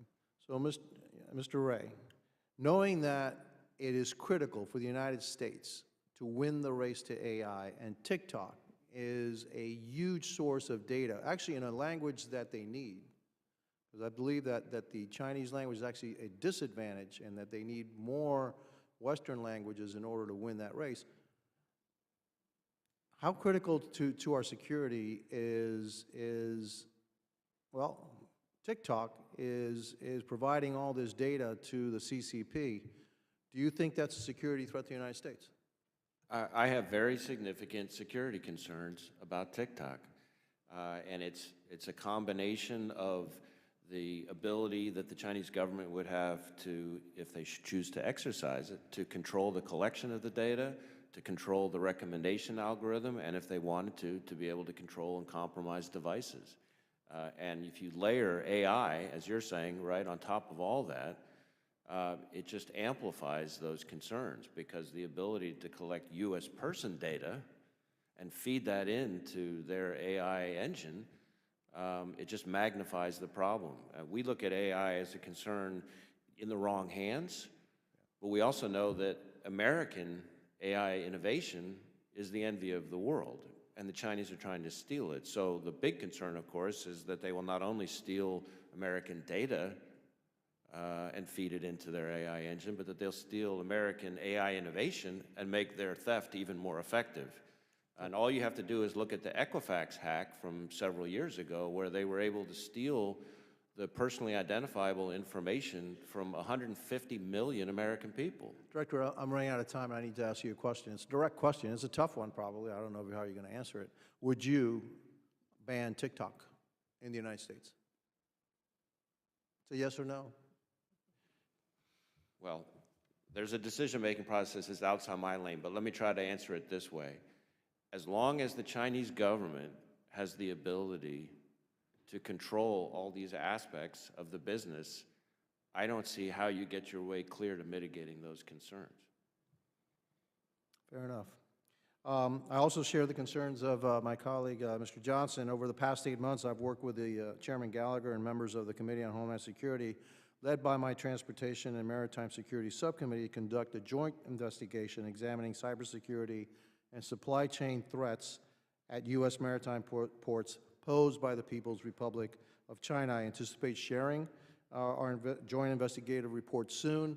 When I was the mayor of Miami-Dade County, we operate one of the biggest ports in the United States, and lo and behold, when I look at our cranes, they all had Chinese writing on it.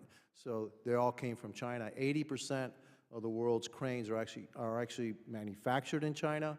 But what's worse, I thought that we were okay with software. Maybe software developed in Western countries was okay operating these cranes, but we also find out that in a lot of instances, the software is shipped to China, stays there for over a year, and then it's installed in China, and we don't know what happens to it in that time. And so operating that software, knowing that that software either reporting back to China or that somehow it can be turned off at any time, think about it. 80% of the world's commerce is controlled by those cranes. So thank you, and I'm way over, so thank you very much for indulging me, Mr. Chairman. Apparently the lights are also controlled by somebody. Carlos and I climbed up in one of those cranes. In Miami. I didn't know that I was afraid of heights until that moment, but it was illuminating. Ms. Stevens. I'm always learning about our chairman. This is a real honor to be with all you. This is another just top-notch hearing, and certainly, we're not the Homeland Security Committee or even Armed Services, and so, yes, getting into these points about the entanglements of cybersecurity threats and its realities, of which I'd love to ask you about. I just wanted to start from a more elevated place, and maybe this is a question for Mr. Wray and Mr. Coker. What is the CCP's motivation, as far as you know and can share, with cybersecurity threats and actions? Because we've been hearing colleagues and everyone talking about all these little examples and all the tools and this and that. But what's the goal here? Is it to chip away at our economy? Is it to make us look weak? And in fact, I think even just some of what we're positing today is perpetuating, I think, some of this position of weakness rather than strength, because much of this technology is technology we've created. But that's another point. I'm more interested in the why. Well, my starting point would be that, as with most questions about the Chinese government's tactics and strategy, when one asks, is it A, B, or C, the answer is usually D, all the above. And in the context of cyber threats, they are using their biggest hacking program in the world to try to steal our intellectual property, to advance their own economic engine. They're trying to steal our personally identifiable information to feed into the influence operations and other tactics that we've talked about here already in this hearing. They're using their cyber targeting to suppress dissidents and critics. And, as is revealed through the operation we've talked about and announced here this morning, they're using their cyber targeting to pre-position on our critical infrastructure to be able, should they so choose, to conduct a destructive or disruptive attack on our critical infrastructure at the time of a conflict. So they're doing all those things. They all feed up ultimately into their goal to supplant the U.S. as the world's greatest superpower. I'm in agreement in that the goal is to supplant the U.S. We are in a competition with China, And frankly, they're the only nation that has the means to reshape the international order, and means being diplomatic, economic, military. We are in a competition. We have to acknowledge that. Will not lose sight of it. We also need to manage that competition responsibly to avoid the confrontation and conflict. And we can do that by continuing to operate with competence, not yielding the initiative, not merely staying on the defensive, but being as strong as the United States has always been. We look at the national security strategy. It says to invest at home to maintain our strength. So we shouldn't consider cybersecurity attacks warfare. I mean, I know General Nakasone, you're here, and what are they doing over there? I mean, do they have a department that is just focused on cyber attacks?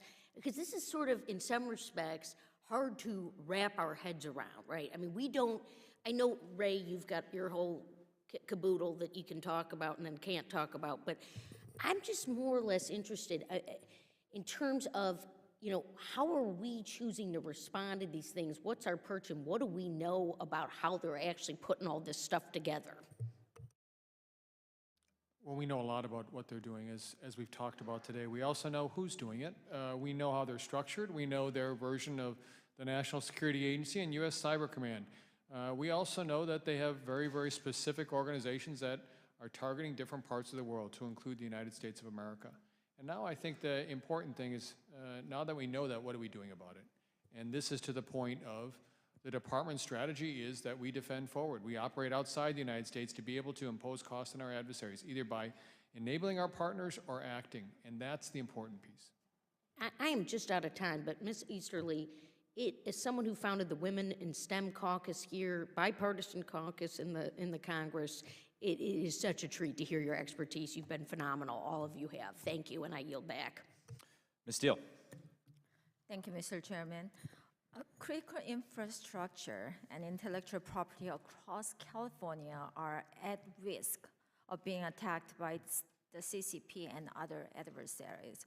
This could have serious consequences for my constituents. In May, the LA Times wrote about threats of cyber attacks on our water infrastructures. And then I'm, seeing all these directors, and then you're head of cyber attacks or cybersecurity, head of all these departments. What we do, interagency coordination on cyber attacks and vulnerability at ports around the world with US military and commercial present. Because I think anybody can answer, because you are talking about what your agency has been doing and how you are protecting, from the cyber attacks, but how are we working together with all these different agencies?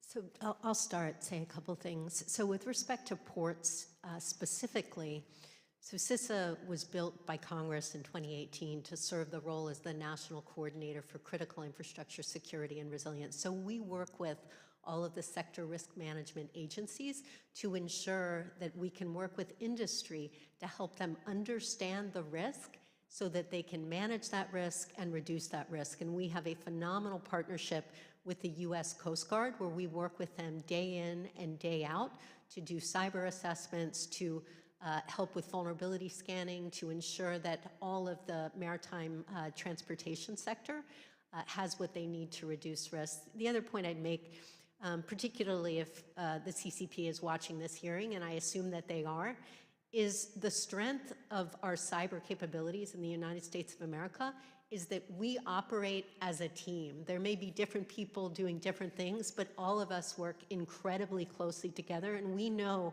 that our strength is our unity as we work together. How about other allies? Because like a lodging, maritime tracking system, we are not using, unfortunately, here in this country, but you know what? Our allies like Japan, South Korea, Portugal, Spain, they are using it. And China, CCP knows exactly what's going in and out, and even that our naval ships are going into those countries. How we protect that, and how are we going to work with the other countries too? So we almost invariably, on almost all the things we've been talking about here today, especially in cyber, are working with foreign partners, our closest foreign partners, who are themselves, as you say, also being targeted by the CCP. And especially in the context of cyber, our focus is on conducting joint sequenced operations, which almost invariably involve not just U.S. partners, but sometimes as many as 10 or 20 foreign partners all working together in tandem to try to have the whole be greater than the sum of the parts. We've talked a lot about numbers, the disadvantage that we're at relative to the CCP, but as General Nakasone said, one thing we have is partnerships, true partnerships, which allow us to have kind of our two, the U.S.'s two, together with some other country, say it's Japan's two, and have it equal 5, to get synergies when working together. And that's ultimately our best defense against the CCP. So China is ready to attack by 2027 Taiwan. And we heard, and we had a great meeting with former Defense Secretary Gates, and he was the one actually talking about more of, it's not going to be the war, but more of the commercial stops, means that they're going to just stop all these ships going in and out. That's the way they're going to isolate Taiwan. But when the other countries are still using those systems, and especially in the United States, our cranes were made by China, and they're actually controlling it. You were talking about that just a little gas line that, you know, we got into trouble, but when they stop all those cranes that what we are using in the United States ports, we are in big trouble, and then we cannot communicate, or we can communicate maybe, don't know, but you know what, we cannot really bring anything to Taiwan since that's islands. So we really have a big problem. So what kind of thing that we are really preparing, that, you know, how we're gonna really go inside the CCP and find out that exactly what they are doing. And I think Congresswoman Stevens was talking about that. Do they have their own department? I think they do, and just only do cyber attacks. So how much we know that inside of China, that what they are doing to us and to other countries? We have a tremendous amount of insight in terms of how they're organized, what their plans are, and what they're doing. This is one of the things that the National Security Agency spends a tremendous amount of time on. And we have a very, very good insight in terms of what their intent is. The gentlelady, oh, anyone else want to comment? Thank you very much for all witnesses today, and learned a lot. I had to get out because Ways and Means Committee meetings, but thank you so much, Chairman. Thank you. Home stretch, 2 more, I think. I just jinxed it. Someone may come back. Mr. Kana. Thank you, Mr. Chairman. Director Wray, could you assure the American public today that no nonviolent protester about a ceasefire of the Middle East will be investigated or surveilled by the FBI? We are not going to be investigating nonviolent First Amendment activity. And could you just assure, whatever their position is on the Middle East or the 2024 election, if there is an American who's out there engaged in expressing their view, whether that is for a ceasefire or whatever that is, the FBI is not going to be investigating them or surveilling them, correct? Our mission is to protect the American people and uphold the Constitution, and we intend to do both. We embrace both parts of that mission. In our view, it doesn't matter what you're ticked off about or who you're ticked off at. There's a right way under the First Amendment to exercise those views, and we're going to help protect that. And there's a wrong way to exercise those views, and that's violence and threats, and we are going to investigate that. I appreciate your saying that, because I think I share your view that the First Amendment and peaceful protest is at the heart of our democracy.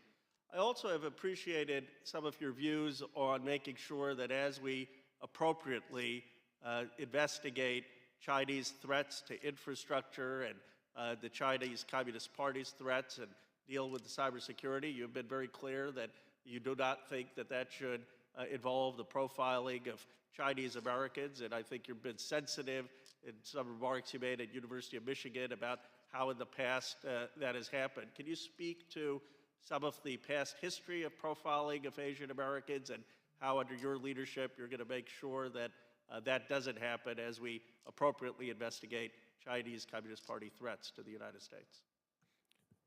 We are going to aggressively pursue the threat posed by the CCP with investigations that are predicated on the facts and the law and our policies. And they're not going to be based on race, ethnicity, or national origin, and they haven't been.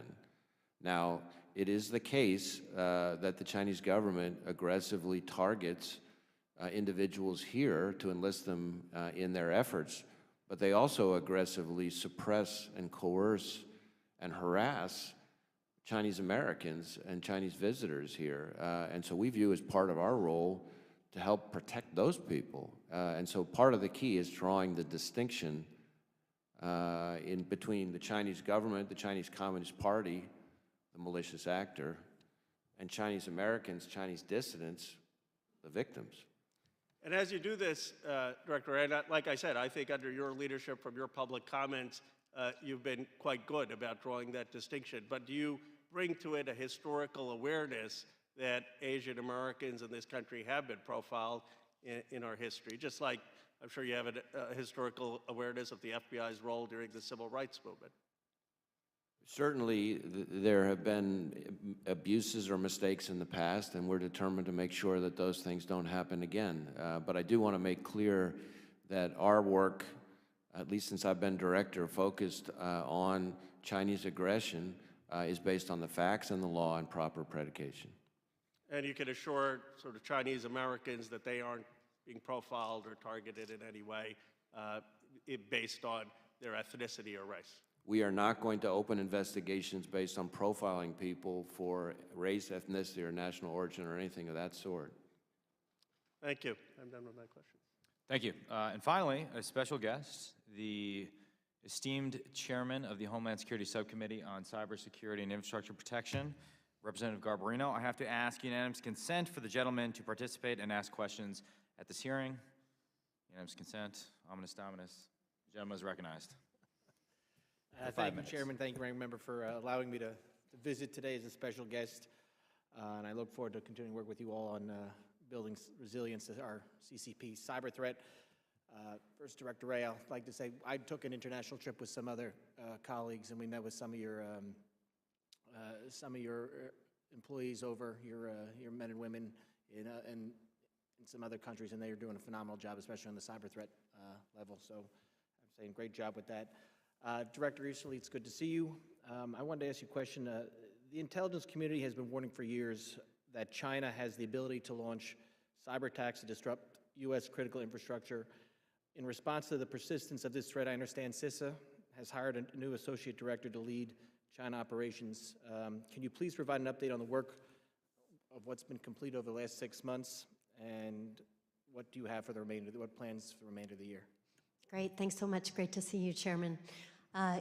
Early last year, we decided to stand up a whole element under the Associate Director for China Operations, and so we hired a terrific subject matter expert, Andrew Scott, to lead that effort, really a cross-agency effort, to ensure we had a deep understanding of the threat to critical infrastructure and that we could work effectively with our partners across the interagency at the state and local level, and of course with industry, to be able to build the security and the resilience that we need to defend the nation from these threats. Since that period of time, we of course, as we've been talking about in this hearing, we have affirmatively found and eradicated Chinese intrusions in our critical infrastructure, a whole variety of sectors that we believe are being used to pre-position and prepare for destructive cyber attacks. So we have many lines of effort. One is about evicting cyber actors. One is about providing our free services to all of our stakeholders across the country so they have the vulnerability capabilities to identify and drive remediation of these vulnerabilities and exploits taken advantage of by the Chinese cyber actors. And then, as we've been talking about here, really catalyzing that operational collaboration, those public-private partnerships, because between government and the intelligence community, we really need industry to help build that mosaic so we have a deep understanding of the threat so that we can together reduce risk to the American people. Is the JCDC, you talk about those those collaborations, the JCDC, Joint Cyber Defense Collaborative, what value is that adding to your China operations? Yeah, this was, of course, the great innovation brought to us by the Cyberspace Solarium Commission. Started out as the CHICPO. We turned it into the JCDC because I like rock and roll. But we've had that stood up for over 2.5 years now. We went from 10 companies that we're working with to over 200. And it really has been the platform that we've used to catalyze that operational collaboration, which is rooted in 3 fundamental things. A recognition that a threat to one business could be a threat to many. Why letting FBI and CISA know about a cyber threat incident is so critical. Second, it's really the reciprocal responsibilities of government and industry to recognize that we have to share information in real time, that has to be transparent. The government has to add value. The government has to be responsible in terms of how we protect data. And then finally, what the JCDC offers is a scalable way for us to share information, not just with the private sector, but very important partners across the government, like the National Security Agency Cyber Collaboration Cell and FBI's NCI JTF. So it really does help to put operational collaboration across the cyber ecosystem on steroids. And again, we're very grateful to the Congress for helping to fund it and authorize it, and to the Cyberspace Solarium Commission for coming up with that great idea. Thank you, Director. Director Coker, congratulations on the new position. I wanted to, in your opening testimony, you mentioned administration's focusing on harmonizing cyber regulation in furtherance of the National Cyber Strategy. As you understand, the SEC recently finalized a cyber incident rule that goes, what I believe is against their CIA, and also so does the Department of Homeland Security. And many sectors have said that with this new rule, their cyber employees are going to be spending half their time on compliance instead of facing the threats from CCP cyber threats. As we pursue a CRA this week, the Senate might pass it, and we're going to try to pass it in the House. What is the administration doing to harmonize between agencies and departments? And thank you for your kind words and for raising this important topic to us. Part of the National Cybersecurity Strategy has been to do regulatory harmonization. And the point of that regulatory harmonization is to reduce the burden of compliance. And the way we're going about that, we have issued a request for information and received more than 80 responses from the private sector and public sector. Right now, we are going through the process of better understanding those, again, with the goal of reducing the burden of compliance. So that's our goal right there. We understand that I appreciate that. I'm out of time, so but someone should tell the SEC that, though. Okay. I thank the gentleman, and pleasure to have you here. You're welcome back anytime. Well, maybe not anytime, but 2 comments, and then we'll close, and I'll recognize the ranking member. One of the first things I said in our first hearing was that the stakes of this competition were existential. Now, I got a lot of blowback for that, but I don't think after the testimony we've heard today, there could be any doubt. I mean, there is one path where we stumble into a war for which we're ill-prepared, and even victory might have existential consequences in the sense that it would transform America into a garrison state. Or there's another path in which we slowly succumb to the sedation of Tik Tok and we surrender, and we no longer stand for the ideals and values that America stands for, that the rest of the world is looking to us to stand for. And so while this hearing has revealed many things we need to do, and while the competition in cyber with China is one that's going to outlast my time in Congress, I'm confident of that, there are things that we must do now urgently. Foremost among them, in my opinion, particularly in light of the testimony we heard from Director Wray, either ban or force the sale of Tik Tok. I mean, it's bordering on national suicide if we continue down this road. And I get that Tik Tok has hired an army of lobbyists, including former members of Congress who are collecting a paycheck, but the time is now to do something about this. And by the way, if you're invested in ByteDance, you're not going to take Tik Tok public in America under the current ownership structure. So if only in your own financial interest, we have to find a way to force a separation. The time is now to act. Okay, on that happy note, I will transition to recognizing the hard work of the Democrat Staff Director, John Stivers, who is departing the committee this week. after 25 years of service on the Hill, almost as long as General Nakasone has been in uniform. I will confess, John, we've worked together for a year. You have aged me personally 3 years in that time. There have been moments when I have lied awake in bed thinking, you know, life would be easier if you did leave, but now I'm sad now that it's happening. And one thing I've learned in working with John, and particularly working in the human rights community, he's been doing this since before it was cool, and he's truly a hero in the human rights community, and it's been very cool to be able to see that. And I'll give you the highest compliment I could give you, John, which is that if I had to negotiate with Xi Jinping with the fate of the free world on the line, I would want you on my team because I know you would drive him crazy. So it's been a pleasure to work with you. And with that, I recognize the ranking member. Thank you so much, Chairman, and thank you to all the witnesses. This has truly been a really important hearing, a call to action more than anything else. And I think that Mike and I were talking during the hearing about several ideas that you folks generated that we need to follow up on, and we'll do so on a bipartisan basis. And thank you for your service. Thank you, General Nakasone, for everything that you've done for our nation and for coming today, as well as all of you. And I will remember CISA.gov from Ms. Easterly, so thank you so much. As we try to enlist our civilian partners in our collective defense, collective cyber defense, and employ what you call cyber hygiene, which I love. And then I would also like to recognize our staff director, John, who's departing today. You know, Mike covered the highlights, but he's also had other very distinguished roles in government. He was an assistant administrator for Asia at USAID. He was a commissioner to the U.S.-China Economic Security Review. He was a senior advisor to Leader Pelosi. And you know, now he's off to the next chapter, the next 25 years. And so I look forward to continuing to collaborate between us and you in your next roles. And I just want to give him a big round of applause for his service.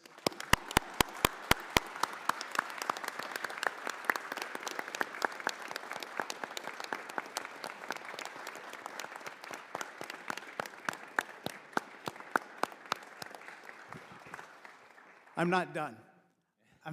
I am done. I yield back. Thank you. Without objection, questions for the record are due 1 week from today. Without objection, the committee hearing is adjourned.